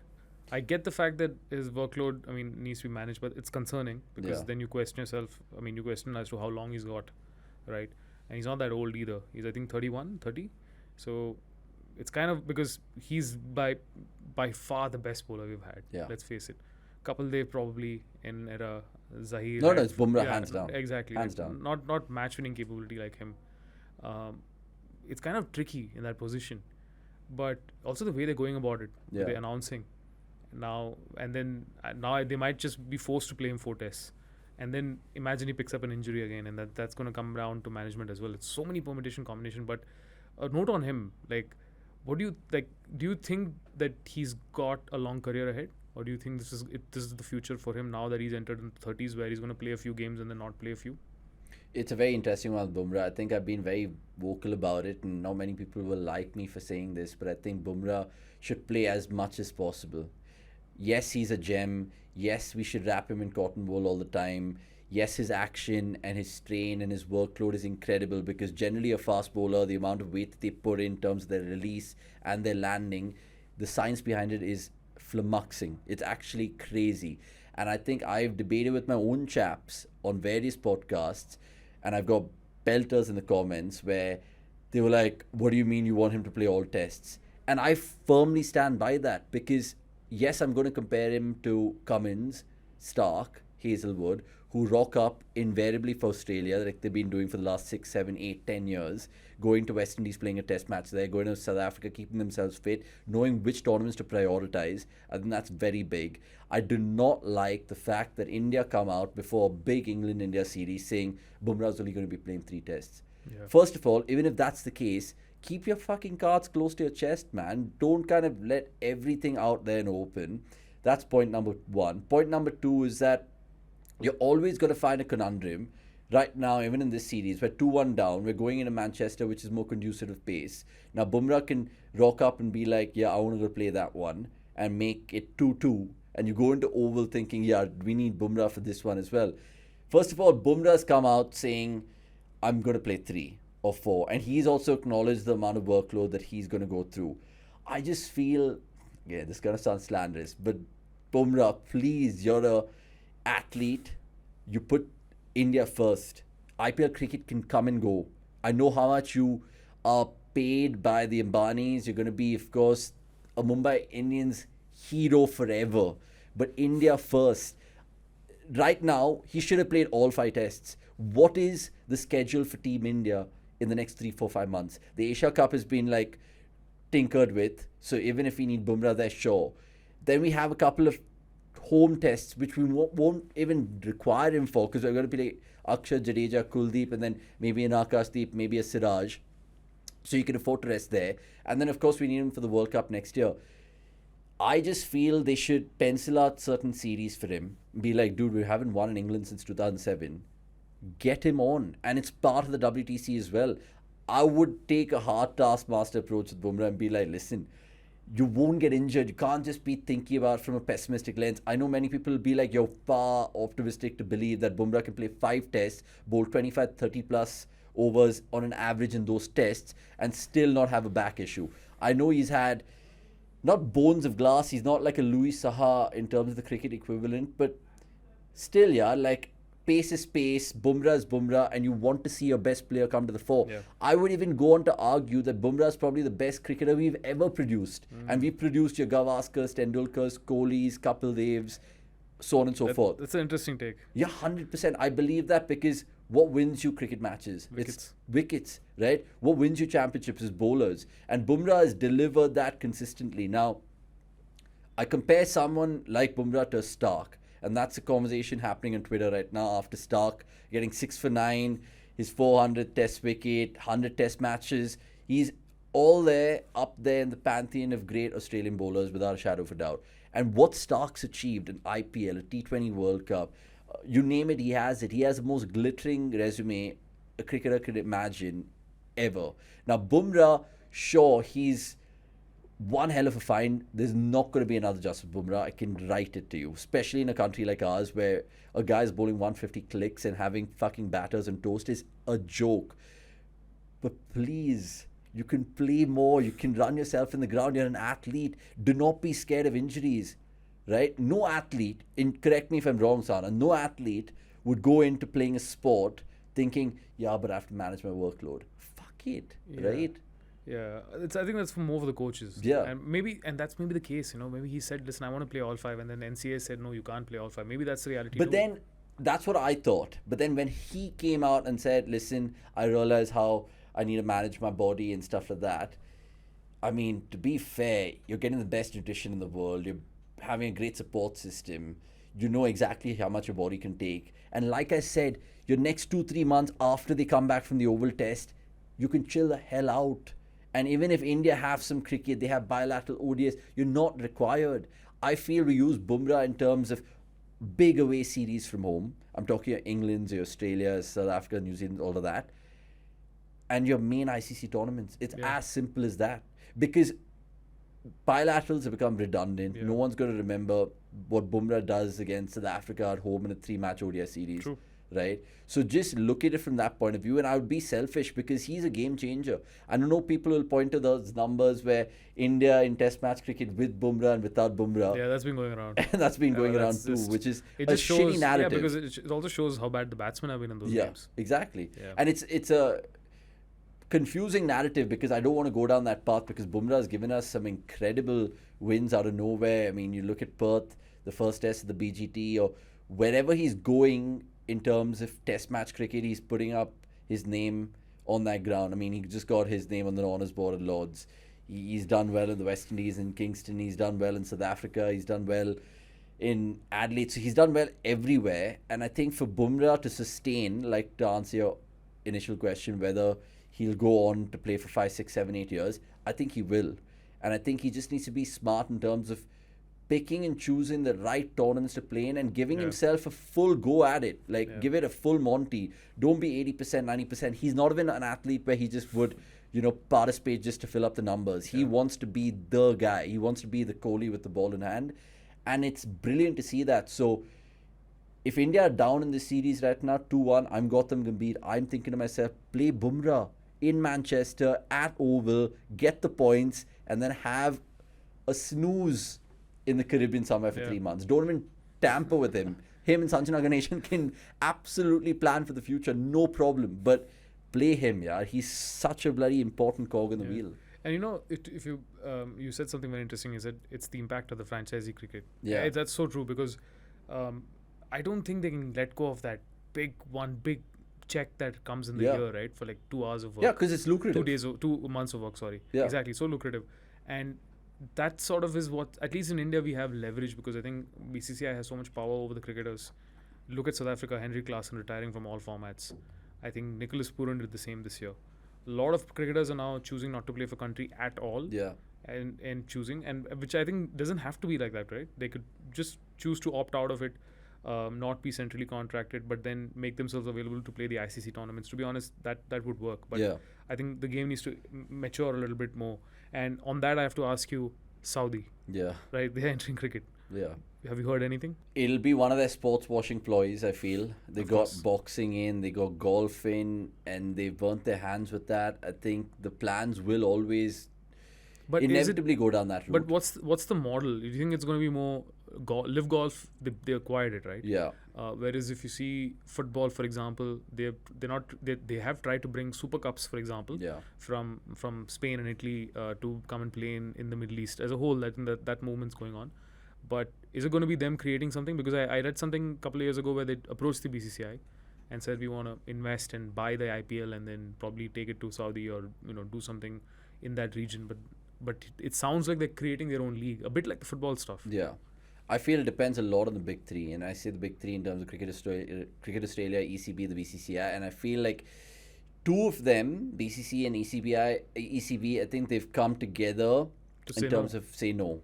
And the last one in the pecking orders, Cricket Australia, I think they are more hunching towards something for their players. Yeah. And look, every board will be selfish and will try to do the righteous thing. But if Saudi comes into cricket, we're only going to see fatter checks. We're only going to see more player power. Mm-hmm. And it's going to throw the international game into question as well, which is already kind of being done in a way with the IPL, right? Now, many people want the IPL to sustain itself, to be a 6-month, 9-month property, and then just have ICC tournaments throughout the world. I would beg to differ. Yeah. I mean, especially for Test cricket. You especially still for want Test Test cricket cricket, to happen in some window or the other. yeah. But, I'm just thinking if Saudi cricket tomorrow shows up at Sri Lanka cricket or Pakistan cricket, for example, and says, here's 10 million, Yeah. right? Let your players come and play, because 10 million is nothing for them. Yeah. That's huge, because I don't think these boards today have the ability to say no to a very large paycheck. Because if you look at international cricket now, they're talking about 4-day test matches. Yeah. Why? Because the 5th day is expensive to host. Yeah. It's actually nothing else. The amount of money that it takes, they're losing money at the end of it. Yeah.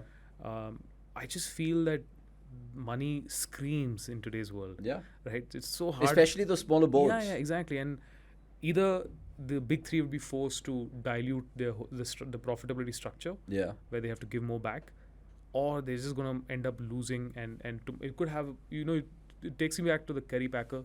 Exactly. 80s. Yeah. And that changed the game, to be honest, for the better. For a brief moment in time. Yeah. Because obviously at that point in time, it was, again, unseen in the sport, where a big businessman turns up with just a bunch of dollars, attracts the most popular cricketers out there, and that's going to probably be attempted by the Saudi Sporting Federation, I'm guessing. And would cricket boards around the world bat an eyelid? Maybe they won't, because like you said, money, of course, is the winner, and money is so powerful sometimes to these boards just to sustain that they might just agree to play a little tri-series in Jeddah, right? South Africa, Sri Lanka, Pakistan, which is going to open up, some would say, new gates and putting cricket on the map in different places and stuff. But what's the ultimate agenda? Is it just going to be more eyeballs on the Saudi government in that part of the world? There has to be a win-win for so many stakeholders, and that's how they look at it. I feel like if you even do, here's my thing, right? Saudi want to come into cricket, fine. Let them try to take the ownership of bringing back the Champions League T20 and playing it in Jeddah.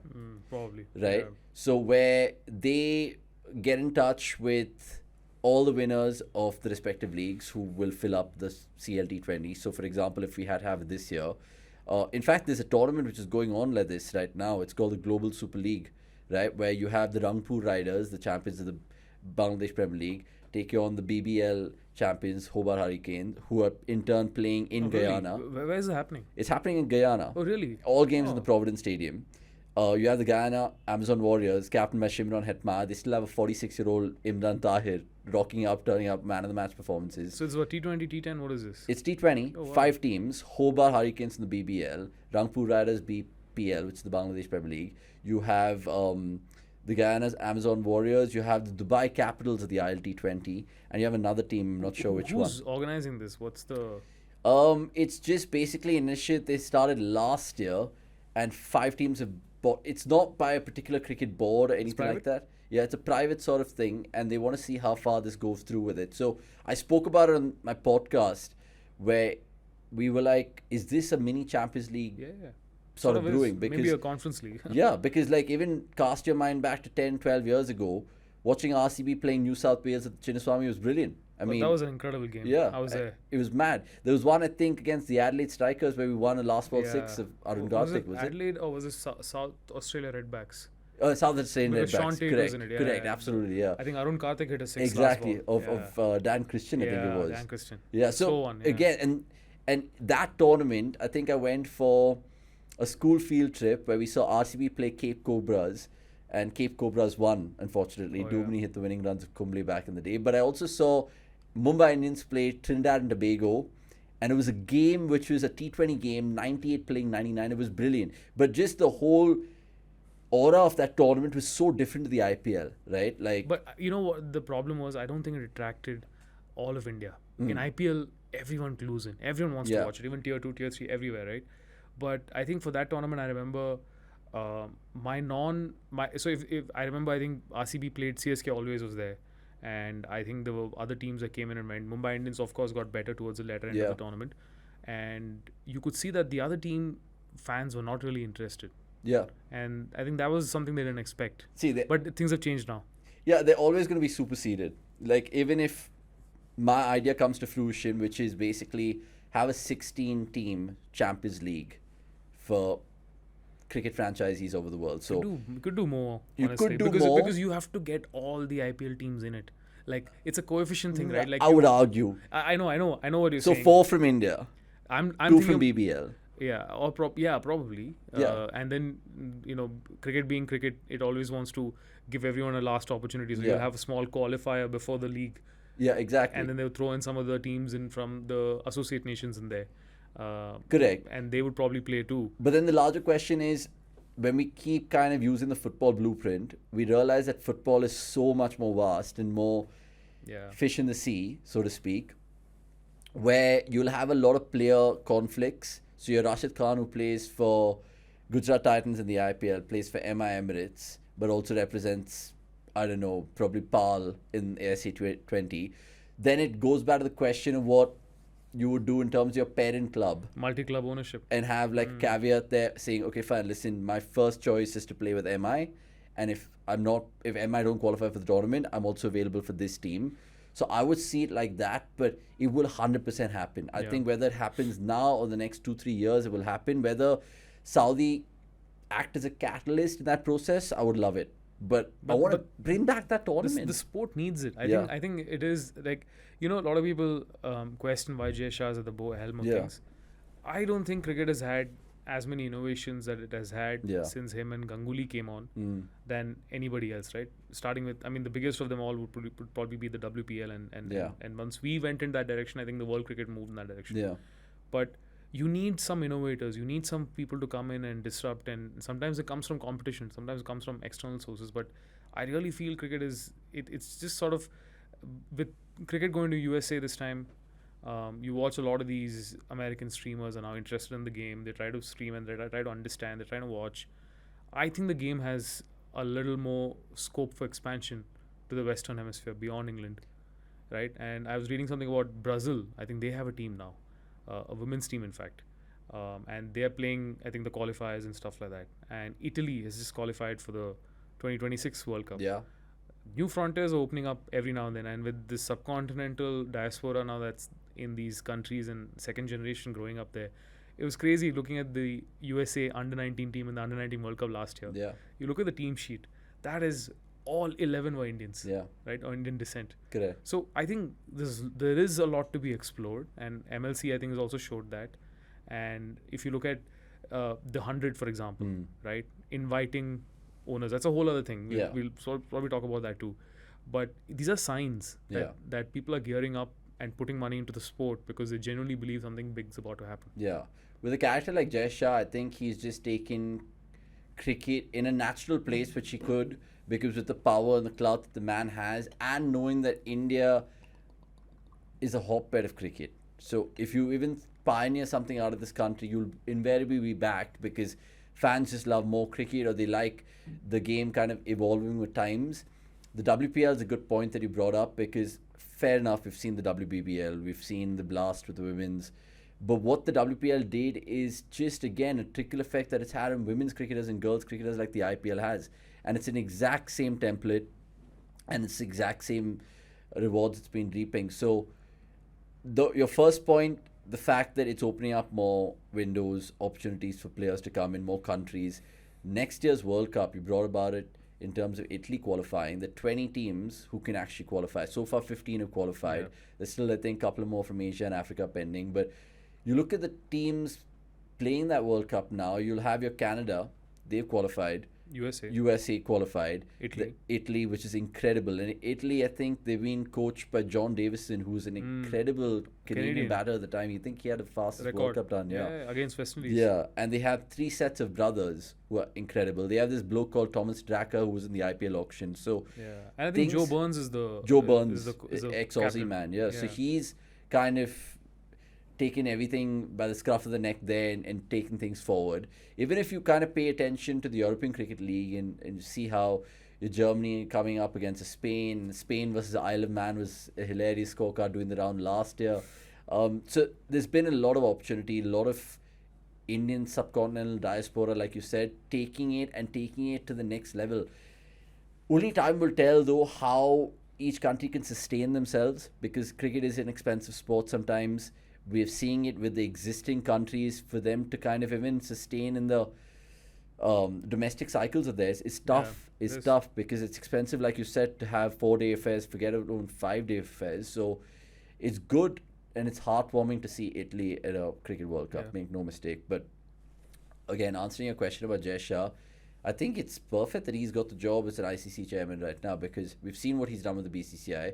Fair, many people say, oh yeah, he's going to tend to kind of do this and do that, but fair enough, man. And people are giving him slack for coming in a lot of the cuts of the ICC, WTC, South Africa, Australia final, where he had to hand the trophy, and then, I mean, Trump did it at the FIFA World Cup, to be fair, man. Just picking up that. Trump pocketed a medal. Did you see that? Yeah, I saw that, which is incredible. Incredible. Yeah, but yeah, just Jay Shah, hopefully he can take it to better heights, but all aspects, not just from a player point of view, but from a fan point of view, from the health of Test cricket, how to just enhance each format. I mean, that's going to be interesting, because the ICC have come up with some new rules in terms of improving over rates, for example, or DRS in technology, and trying to make that foolproof. So there's going to be a lot of things that they can introduce, but it's about, again, capturing new audiences and ensuring that cricket will always be there for 2 sets of audience. One, the old school, the conventionalists, the romantics, which is Test cricket, but also then encouraging the new sort of fans in the game, which is your younger kids, your grandmoms watching the IPLs and all of that stuff. So I think there's 2 nuts to crack, but I think the way they're going about things, by 2030 will be a very interesting time. Yeah, for sure. I agree. Another news that I want to ask you about, the 100. Yeah. Now it's all owned by the IPL teams. Yeah. Almost, right? That's interesting. I heard the Big Bash is going to do the same. They're going to get private investment into their state-owned teams and spin the BBL off. And I'm just trying to think what it means from a multi-club ownership perspective. As long as they don't play each other, it's great. Yeah. But I'm just thinking, imagine a game where the Oval Invincibles, which is now owned by Ambani's, and then plays the Mumbai Indians. And another semi-final could be MI Cape Town playing the MI New York. Yeah. Like, somewhere, I mean, that's just conflict of interest, isn't it? Yeah, I mean, it's similar to like a Girona playing a Man City. Yeah, exactly. Right? But exactly. But there, I think there are certain UEFA has certain rules that have been put in place. Not so much the others. And in the Club World Cup, it could very well happen. But I'm just trying to think, because I don't know how I would feel if there's another RCB somewhere else. Yeah. Royal Challengers, Barbados. Birmingham, Barbados, yeah. I don't know how I would feel about that. Yeah. Or if it would even be the same name, it could be something else. But it's kind of like, to think about it, I don't know as a cricket fan if I'm ready for something like that.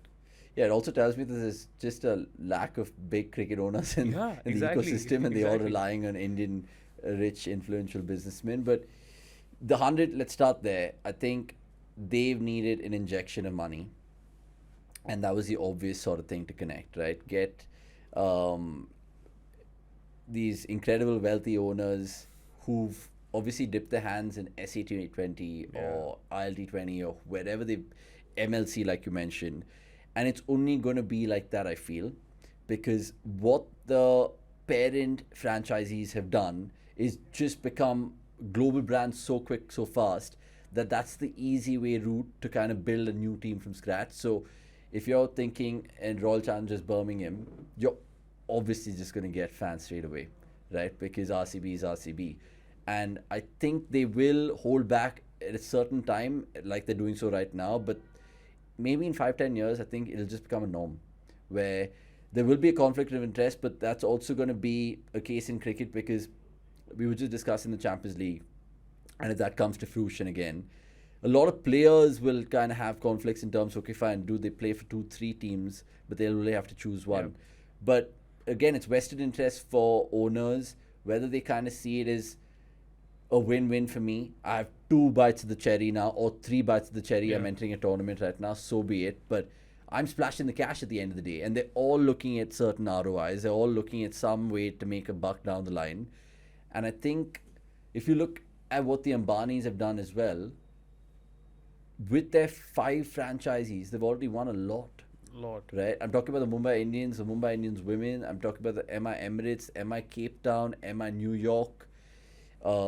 So the world is their oyster. Invincibles, I think, are the reigning champions of 100. Yeah. So that too. Yeah, exactly.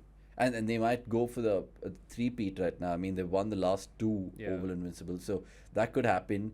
Whether an RCB happens with other franchisees, I don't know whether it'll kind of go that way, where everyone on the table have seen Knight Riders do it, the Capitals do it.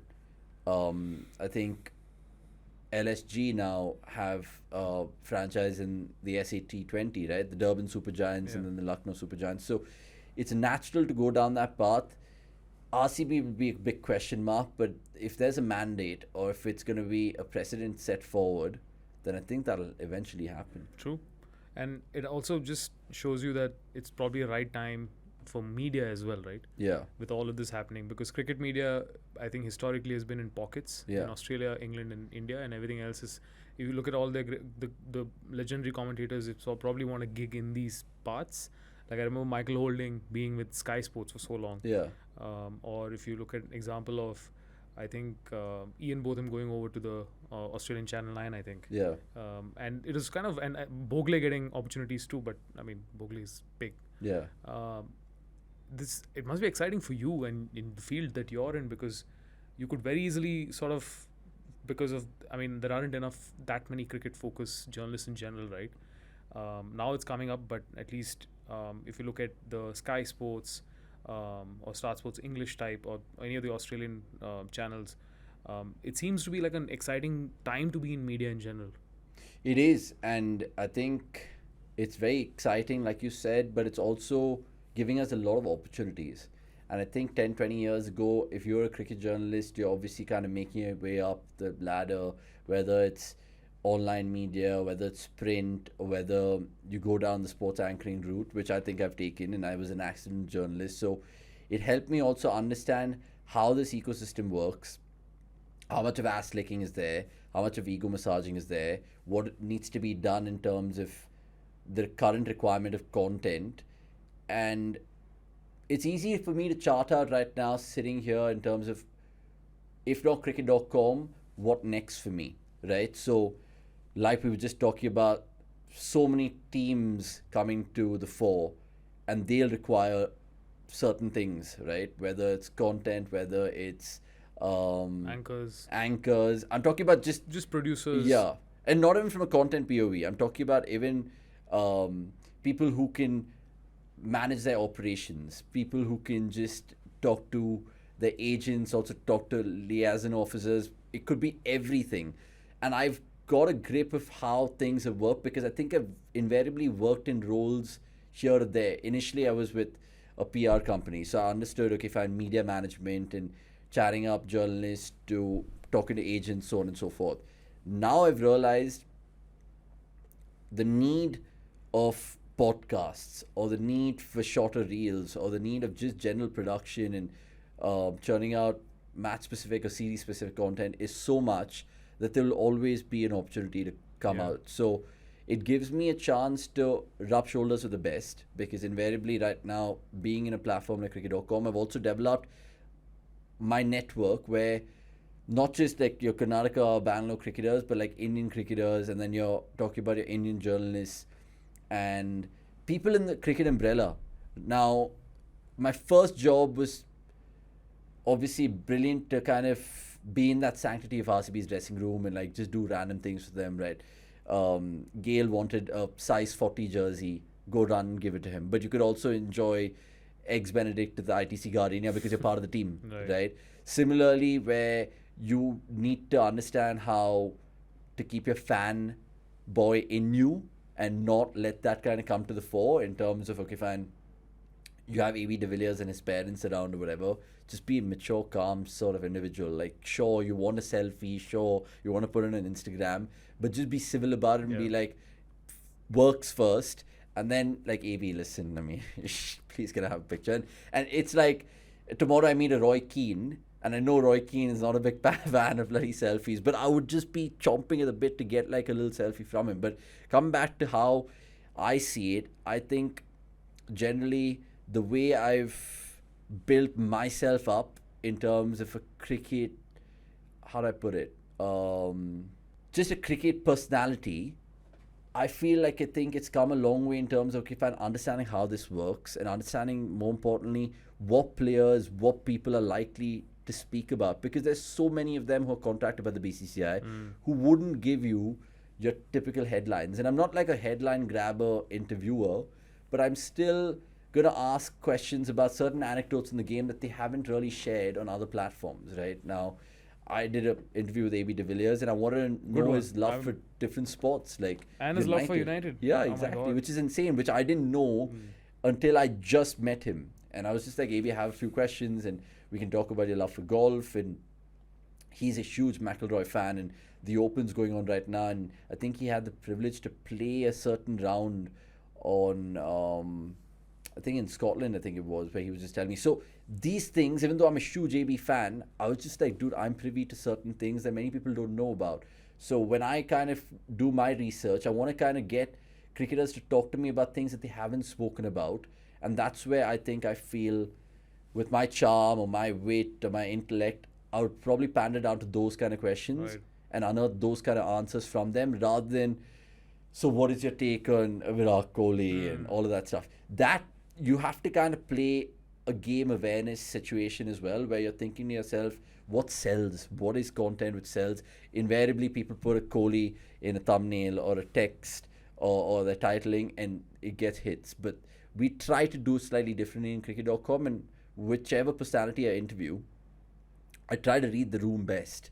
And once I get comfortable with them and the rapport is set, then you can really push boundaries and, like, you know, push them in terms of, okay, fine, opinions. We spoke about how there's an increase in watch-alongs, podcasts, both serious and fun content around the sport, and it's increasing. Like, we were talking about how we watch certain podcasts and we're both big fans of what Sky Sports does. There's a certain tone, there's a certain style of coverage that probably suits some of the audiences. In India, obviously, it's very advertising incentivized, so then you are catering to the largest segments of people that the brands want to reach to, etc. But there's opportunity now to create anything that you want because there's an audience for everything, right? And there's one, and I say this because I remember during the IPL, I watched every single video of your fan cams after our games, because I think that's the number one way to know what your community of fans are feeling and thinking, and Yeah. because it's unfiltered and raw. Yeah. Gary Neville talks a lot about it, right? There are 3 layers of media. There's one that comes from the official board, Yeah. the telecaster, etc. Then there's one that comes from your team, Yeah. then which fans seem to trust and like, etc. And then there's this raw, unfiltered version, which is just a community. It's like a Reddit section, Yeah. essentially. Exactly. Right? Yeah. And true fans sort of recognize the difference between these 3. And once they realize the authenticity is coming from one segment, they probably go to it. But I want to ask you, like, are you getting sponsor interest, for example, to say, hey, we want to sponsor these fan camps, Yeah. or post-game reactions? Like, is that changing in the landscape? Are brands waking up to that and saying this is an opportunity? No, it is. And I think there have been plenty of calls in terms of during the season, pre-season, in terms of, hey guys, you guys do some really cool content on the IPL, specifically fan cams, which has that element of virality, pun intended. But like you just said, raw, unfiltered, passionate fans. And the idea was simple, that I know how to talk to random fans. I sympathize and empathize with a lot of fans. And it is just about getting their brutal opinions right after games ended. RCB have the most vociferous fans in the world. So have CSK fans, maybe to a certain extent KKR and MI fans. So we pocketed certain cities that we wanted to target. And going after a game which is just completed outside the Chinnaswamy and RCB have lost, I mean, people just say the most ludicrous things, whether it's their game analysis, their cry after a certain defeat, or their absolute delirium after a win. That all gets captured. And invariably, we also kind of have fun and games with fans. So we've thought of this content strand and this IP to be one of the best sellers in cricket.com, because A, it gets a lot of interaction. B, it's a win within the ecosystem because fans want to see themselves, and it's a voice and it's a place where fans can vent their opinions. And sure, many people say, oh, it's kind of like an AFTV, but it wasn't being done in India. And what was being done in India was a lot of vox pops. Yeah. So you see like your local traditional media, and I won't name names here, but even I did that back in the day, where they sent me to a PVR forum with just a microphone after a Shah Rukh or Salman movie's release and be like, picture kaise the? And that's one way to get it. Sure, many people, there's still a comedy element in that where people throw the mic and they fuck around or whatever. But my understanding was, if you can also bring the anchor to life, which is me in case, where I throw some slanderous questions, but I'm also like lighthearted, it can really work well. So I remember there was this time where a fan called me out, and it was perfect. I think we got traction, and PR is PR, whether it's good or bad. Yeah, Sometimes true. negativity is faster, right? So there's a Bangalore fan walking outside the stadium, and we just lost the 2 points. And I said, you have Tupac on your shirt, but no 2 points. And he was like, that's a fucking dumb question. I was like, it's a question. Why can't you answer it? And then it just somehow picked up. Similarly, where I met a child last year, and RCB lost the first 6 games in the trot. And this guy was livid, and he said, I'll never see RCB win a title in my life until I die. And that just picked up fruition, right? And I think I was still calm when that guy said it, because the madness around it, I didn't really understand what he said at the time. And then that also kind of worked well. So there's a lot of virality just in the streets, because people want to see other people in terms of what they want to say. Like, even in terms of shorter content, we realize that fan cams is the way forward. So that's always going to be part of our plans. But like you just alluded to, we're living in a world of podcasts. We're living in a world where production seems to be taken up a notch every single day. We're doing a podcast right now. There are other million podcasts going around in the world where you'll see 1 or 2 things different, but everything is similarly the same. Whether it's a different mic, or whether it's a different background, whether it's 3 people in the podcast compared to 2. So there's different styles to do it. It's about how you marry cricket in our country in terms of content. You want to do it the stats way, you can go it that way. You can want to do it comedy, you can do it that way. A lot of people now have even pandered just putting a pretty face behind the camera. And but milking it. On that note, in terms of hacks, do you think if you did exactly what you're doing in Hindi or Kannada for that matter, that you get more hits? Yeah, language plays a huge Because I get role. that a lot. Yeah. Saying that, why don't you do podcasts in Hindi? Yeah. Why don't you do that in regional language? Actually, no, they don't say regional language. Yeah. I say that then. I Yeah. say, why not just why only Hindi? But I can speak Exactly. Kannada too. I can speak Malayalam. And that's the Bangalore defense mechanism, exactly, right? Because we're just like, yeah, what do you mean? But they've offered us an avenue where they were like, do this in Hindi as well. So we try to explore that.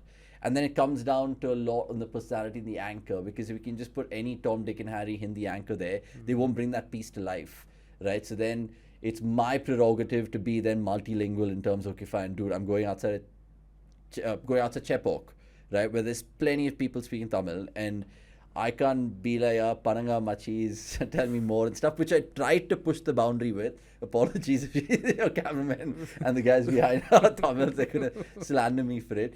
But like similarly, where I went to Eden Gardens, Kolkata, and I had the toughest time understanding what bongs are trying to say in Bengali. But I had to somehow bring that to life, and invariably some guy in our team's Bengali or some guy in our team can translate Tamil, and that works well from subtitle point of view. But 100% language plays a role. I mean, you look at even some of the big guys on YouTube right now, your two sloggers, for example.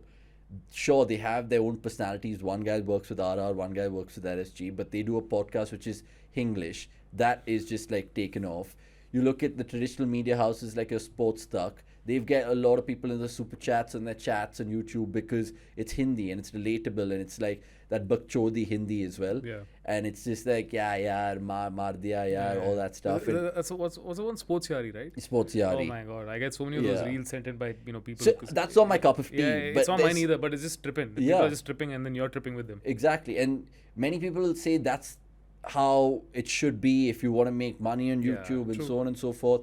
And what we've tried to build on cricket.com is a very niche audience and a very smart community. I do a podcast every Monday, and I shit you not, we get 1,000, 2,000 dedicated followers on Spotify or YouTube, but commenting, live chats, and it's good interaction. And I know certain guys by their YouTube channels and their pages who invariably show up. So there's that loyalty factor. But if we played it differently, if we went down that Hindi route, who knows? We would have probably got more eyeballs. But what we're trying to carve out at cricket.com is something very unique and special. We're living in a country like India where there's so many beautiful languages. I know Hindi is like the main focus, and I know it's a chat for a completely different podcast. Yeah. But cricket, with the help of Hindi, sure, will drive more views. But what we've tried to build over with our properties has kind of still got us where we wanted to be, right? Fan cams, like whether it's smaller shots or whatever, people are speaking broken English or English outside stadium, it still worked well. So that's my idea, to probably go down the Hindi route at some point in time. In fact, our boys are doing a show which is similarly to what we do in English, but in terms of Hindi, and it's called Bat Ball Baitak, and it's similar. Bat Ball Baitak? Yeah, Bat Ball and Baitak. Baitak is like a discussion where you can have like tea and stuff. And we kind of try to put that out so Hindi viewers can get that and get their fix from cricket.com week in, week out. So there are plenty of plans. There's obviously times where we try to bring languages to the fore, reinvent the wheel. But the way I see it is exposure to stadiums around the world. So my plan, for example, cat out of the bag here, we're getting new owners at cricket.com. So the pitch that I had to them when they came on, saying, you send us to the heat of the moment. If there's a match happening in Brisbane, you send me and my boys there. You send us to England if they have the Champions Trophy, for example. We will make a lot of things come to fruition, whether it's tackling fans on ground, whether it's doing an overlap style chat with a player, whether it's doing a week out podcast to review the world of cricket week, like in person like this, or for example just touching base to so many cricket academies and cricket stories around the world. So once you travel, the amount you can give out to this Indian audience is huge, is so huge. So you see even the guys who are on YouTube and travel, fair enough, they have certain amount of inklings to the Indian team. So Vimal Kumar comes to mind. He's a journalist who's been doing this for 20, 25 years. Now he's traveling for every third thing. He has a YouTube show, and which is good because it's Hindi. B, he gives you access to players, shows you training clips, all of that stuff that is unforeseen. Why? Because he's there. He's directly there. So your two sloggers went to the BGT. They covered stuff. They got stuff. The great cricketer have anyway been brilliant in terms of the podcast space, but now they're doing shows, but they're also going to live games and covering that. So that becomes a huge game changer, huge game changer. Yeah. I mean, there's another YouTube channel called Rev Sports, right, which is Boria Majumdar's. And this series, I think they've got their whole team over there. Now, I can safely say if Cricket.com had to send me and like two other boys for the whole entirety long trip of England, we'd be absolutely milking it in. Now, we're going through our own transition time. But I'm assuming it's also a finances call, right? Yeah, in general. exactly. And I'm sure it'll be the same for most of these smaller sport cricket, say say channels or for freelancers it's easier because I think there's just less people, so it's easy to go about and do things. But for an organization to send a crew would be expensive. Yeah, but like we're not the kind of typical crew that you would see in, forget a virality, I'm saying we're kind of like how you have like just two lads here. I have my two lads, and I think we've conquered India so much, whether it's Guwahati, Ahmedabad, or your main cities. We've given them a big proof of concept saying we can tackle 3-4 properties just by going to a certain area. Now, again, not going to let you in more information, but we might interview an Ashwin soon. And my thinking, if I'm going to Chennai there, I'm going to make it a 2-fold, 3-fold trip where I will probably do a nice walk the talk interview with Ashwin. I'd probably also get a academy sort of feature in and maybe do something else on the side. How many bouncers are going to need if you're going to do a walk the talk with him in Chennai? Yeah, exactly. So then it comes down to that as well. Yeah. So then I feel, going back to your main question, everyone thinks, okay, how am I going to get an ROI? How am I going to get a sponsor? Because even for us, it's about getting the money on the table, right? One thing is taking that leap of faith as a content house, a production house, and be like, dude, I trust you all. I trust the content that you guys have been producing, and invariably we'll get you a sponsor. But can you guys keep up the quality of work? So right now, we've shown them the evidence in terms of the quality can be there, whether it's that academy piece that your boys have seen, whether it's shorter stuff like fan cams, or whether it's like an interview that I did with an AB, right? And my blueprint is 100% overlap with regards to Guy Neville and how he's conducted not just the players that he's got, but also the different spaces he's taken them to. So, for example, he's got Lampard in a bar in Chelsea. He's gone to interview Ruud when he was a manager at Eindhoven. Yeah. Similarly, he's just done a walk the talk with Roy Keane and his dog, right? I just think, like that Roy Keane episode, for example. So good. How are you going to do that in India? Exactly. And I have to either take Ashwin to Mahabaleshwaram, if I have an access to get him there, and speak to his team, being like, listen, can we cordon this area off for 45 minutes or 50 minutes? Because even when we were doing the AB interview, it was at 10 in the morning, and it was in a coffee shop in South Bombay, and his agent walks in, and then lots of hullabaloo outside, so then they had to cordon off Araku, and there was a lot of, ifs and buts, but then we kind of made it sail through, because ultimately once a player gives you his time, and invariably now the best part about reaching out to a cricketer is to talk about their careers. Yeah. A lot of people now charge when it's a series specific thing. Now if I want to get, I don't know, XYZ to talk about England, India for me and do 5 matches, post-match analysis, a live show, they will charge. But if I reach out to a yesteryear cricketer who's not been heard of for a while, for example, a Herschel Gibbs, I would love to just interview about his career. I would love to ask him about the hangover that he had when he scored the 175 and that 434 chase, right? So for me, it's about tapping into the right cricketers, getting out the right stories from them, and trying to make it in a person-to-person thing.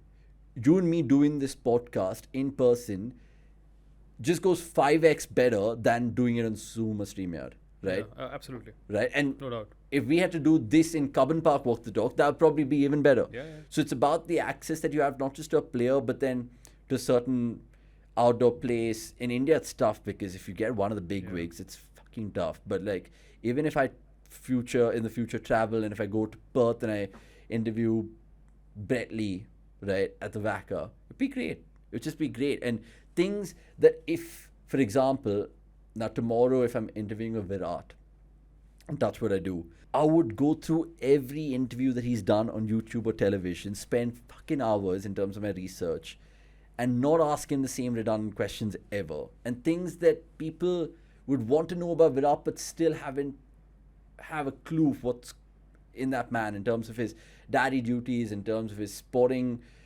watches, whether he puts his feet up on the sofa and like watches Man City playing a Premier League game week in, week out. Shit like that. Fans are so obsessed with just the obvious things that they're forgetting so many other things in a person's life. The human being behind that person. There's so many stories about them in their playing days as well, where fans like you and me would always want to listen to.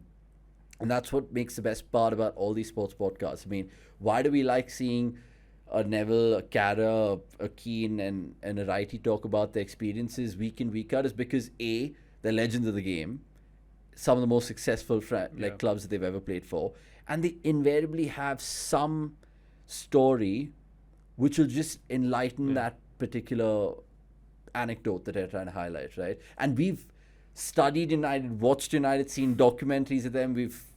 I follow Salford, I follow UAE. I mean, the University of Salford, which is the class of '92, for no reason. Why do I follow them? Because I'm just a United fan. Exactly, it's very similar, right? Because I think, like we were just talking about it, you read the quote on the wall and you're talking about how Ferguson's had a certain impact on you. It's same for all of us from that era who grew up, because we didn't have that much to consume, right? We had ESPN Star Sports, and then you had certain time slots in which certain programs came in, and then you had your schedule, you had your school and college and stuff like that, and you had to pick and choose what you did. We went really deep in on our interests. But today I feel kids are like consuming everything, but in little amounts. Right. So they wouldn't probably watch an overlap 58-minute walk the talk style with Roy Keane, because now they'll either go to the timestamps and be like, oh, I just want to listen to this bit, get my cup of tea and fuck off from there, which I think is sad. Because I'm not wired that way, for example. Right? So if I see a clip and then if I have to click on it and consume, I would do justice by consuming all of it. I just think that way. Unless it naturally drops off because I couldn't retain my attention. Correct. But I feel it's kind of like you're leaving something on the table when you. Again, we all pick and choose as humans. And like you just said in the podcast earlier, that your go-to is a Sky Sports cricket podcast or a stick to football. Likewise, right? And great minds think alike. But for many people, it'll be a sports yari. For many people, it'll be, I don't know, like a Vimal Kumar exclusive, Ashwin's chat that he does, all of those kind of things. But I love Ashwin. And then there are a lot of sports fans who will go into all these things and get what they want to get out of them. Like, for example, like I've also been a victim of it, where I don't like John Obi Mikel. I mean, no offense to him, great player, all of that stuff. He never played for United. For a couple of reasons. One, he said he would sign for United and then he bounced. So for that reason. There are different reasons. But he started his podcast, and the only one I watched was a Mourinho one. Because that had like a United angle, because I'm a huge Mourinho fan as well. So same here. It was just something like that which will always kind of like factor in someone. Now tomorrow, if I get a Guy Neville to cricket.com, there'll be a lot of people who are not cricket.com fans but Guy Neville fans, just to hear what he has to say about cricket, or how the hell did cricket.com make this happen. They've got like one of the best football pundits to come on their channel, right? So there'll always be that intrigue element, and you can cause that intrigue or the curiosity through a thumbnail, through a title, or just the personality that you're getting. So for example, we just shot with David Gower, that will probably be up on YouTube right now. My thinking about that was, you look at Steve Harmison, and I have all these guys' numbers on my phone, not flexing, but in a way I am. This is your talk sport connections, right? Darren Goff, and cricket.com, because like I've also realized that some of them were our experts in the past, where I've developed a rapport with them. So Graham Swan, Darren Goff, Mark Butcher, Jared Kimber, all of them, easily can text them right now on WhatsApp and be like, hey, can we get you for 10-15 minutes? The one that really stuck out with me was David Gower, because David Gower, legend of the game, like you said, more stylish batters that you probably even see even on the highlight packages. Do you know he was Ganguly's idol? Yeah, he was. Think about it. Yeah, and incredible guy in terms of just doing the most ballsy things as well. I think on an Ashes tour in the 80s, he flew over one of the games, being him the pilot himself, or just a small mini plane. So you understand players even of the yesteryear and how they were, and the impression that they had in their era. And the reason, like I said, I wanted Gower on my podcast was he's not being used by the British media at all. So BT obviously not covered in this series. He's not writing for any of the particular flagship newspapers there. And you'll have an overlap of other guests invariably. So Mark Butcher's with Wisden, Michael Vaughan's with Crick Buzz, and so on and so forth. So Gower is a hidden gem in the sense that everyone still misses him. And ex-Sky? Yeah, ex-Sky. Yeah. And that's a big sort of thing. So I was just like, look, can we get him for 15, 20 minutes? And then he was courtesy enough to give himself 45 minutes to an hour. So then we was just like, yeah, for sure. So I asked him about Shubman Gill, Rishabh Pant, Bumrah, the future of tests and everything. And I'm pretty sure people will tune into it because once you kind of miss hearing that person, you'll want to kind of tune into them. Like, for example, now Ravi Shastri stops commentating for 2 years and invariably does a podcast in those 2 years. People will watch that because he's not there anywhere. Yeah. And that's the only place you can access him. So there's a lot of thinking of that which goes behind in terms of getting my guests on cricket.com and everything like that. Do you have a dream guest who you haven't got on so far? So, I mean, the elephant in the room would be Virat Kohli, but Virat, Rohit and Dhoni in charge. But among I'm getting there. So my plan is... Among the ex-cricketers, for example.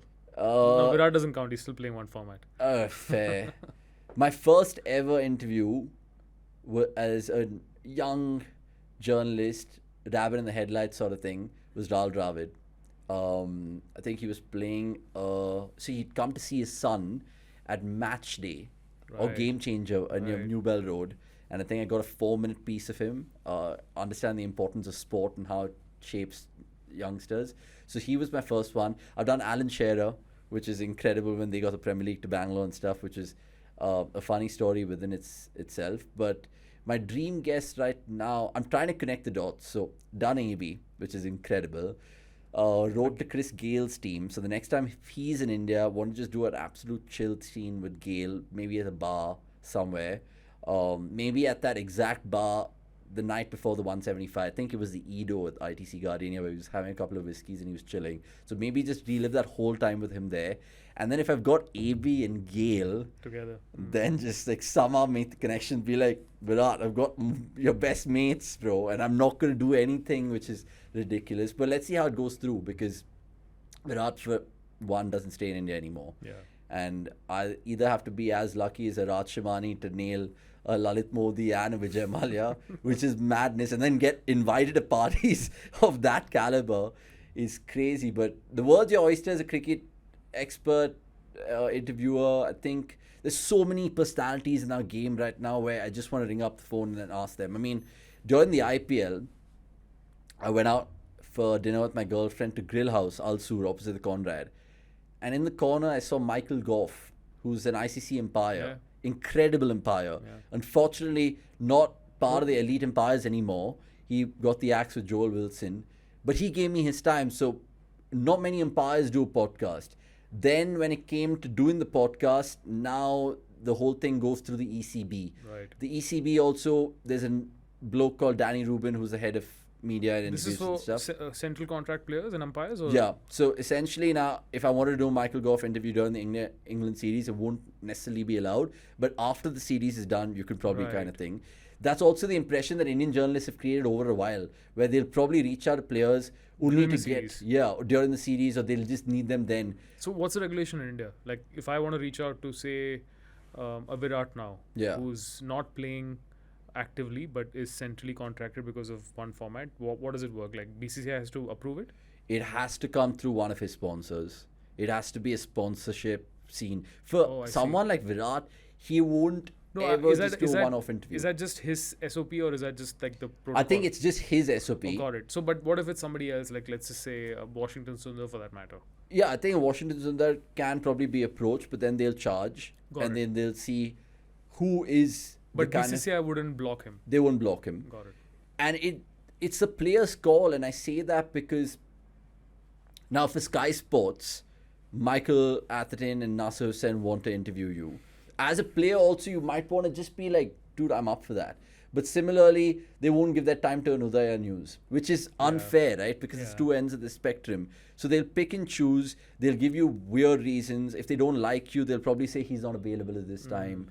And they'll just kind of bin it away. There've been so many times where I've reached out to so many cricketers and they're just like, no, pay us. And I won't name names, but like cricketers who played 12 times for India, sure, they've been Ranji giants, but for a sit-down interview like this for half an hour would be like 2-3 lakhs. Right. Which is ridiculous. And then you have to either take one for the team and pay those 2-3 lakhs, but then who's going to do that in the right mind? Because everyone cares about and that only works if money. You can make at least 2 times that or 30% of that. Yeah, you have to be a really well-oiled YouTube channel in terms of monetization, getting sponsors and boards, so on and so forth. Like even if it's that big a channel, then it's also incentive for the athlete to come and give you the chat, and then they probably wouldn't charge anyway, right? You look at all the cricketers who have their own podcast right now. Ashwin with his own YouTube channel, he's been doing his own match reviews and previews, right? Whether that's powered by Big Basket or whether he's doing his Kuti stories powered by Peter England.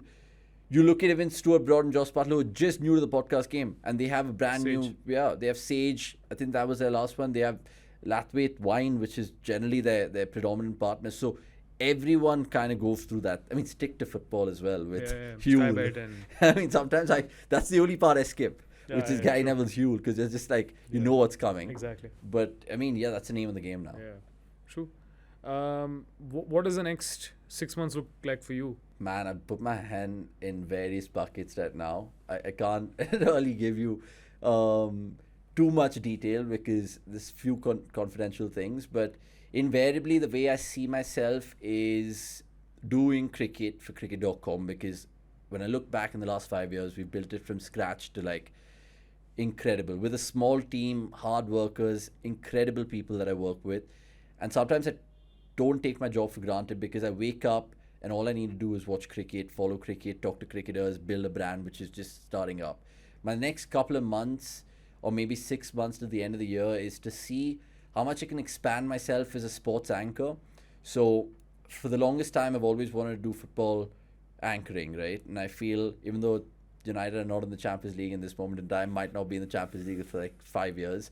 It's something that I'm fancying in terms of the Indian broadcasters do a little bit of gigs there. Yeah. And that'll be another key because, look, every sports anchor has their own team. And for me, I know a lot of my cricket.com audience knows, oh, he's such an RCB bias guy. It's unbelievable. And I've been called names in the past. And similarly, if you don't support a team, they'll just be like, oh, bro, he's a Kohli fanboy. He doesn't support Rohit. So it's about how you look at it. Right. I want to dip my hands in various buckets, and whether that's emceeing some sporting events, whether it's doing little commentary on the basics of sport, some of the domestic games, I would love to. So trying to keep my options open.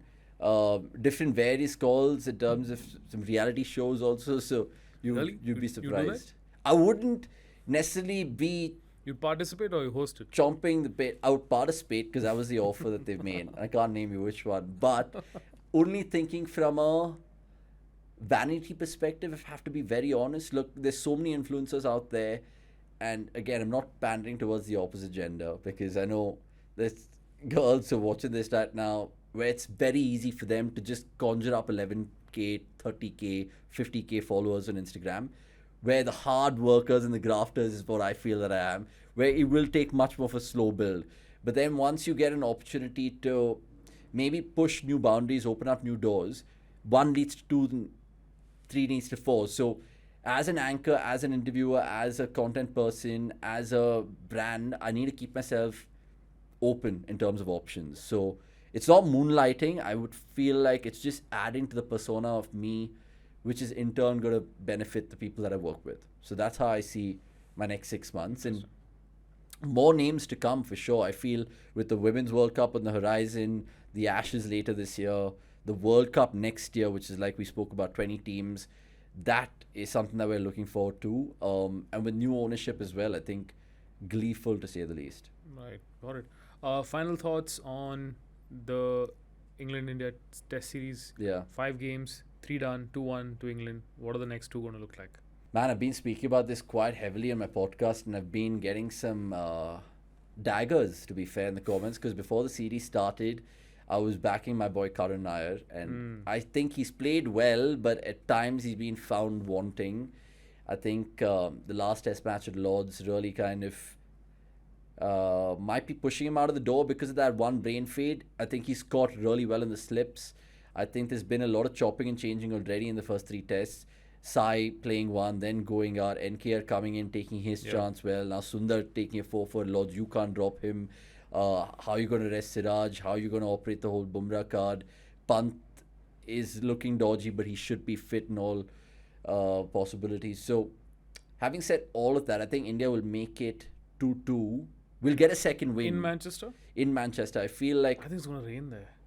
That's the only time... It always rains. That's the only time Ben Stokes has ever endured a draw in his captaincy career. And that was against the Australians. So, it could very well rain there. But the forecast is looking good for the first 3 days. And I think India will replicate what they did in Edgbaston, where they actually will go in, surprising everyone, and just doing something incredible. And it will just add to this already riveting series where it was 1-0, 1-1, 2-1, 2-2, and then it's a shootout at the Oval where you're like, what's going to happen here? And even if India lose 3-2, I would be absolutely fine with that, because the greater good for me is the WTC.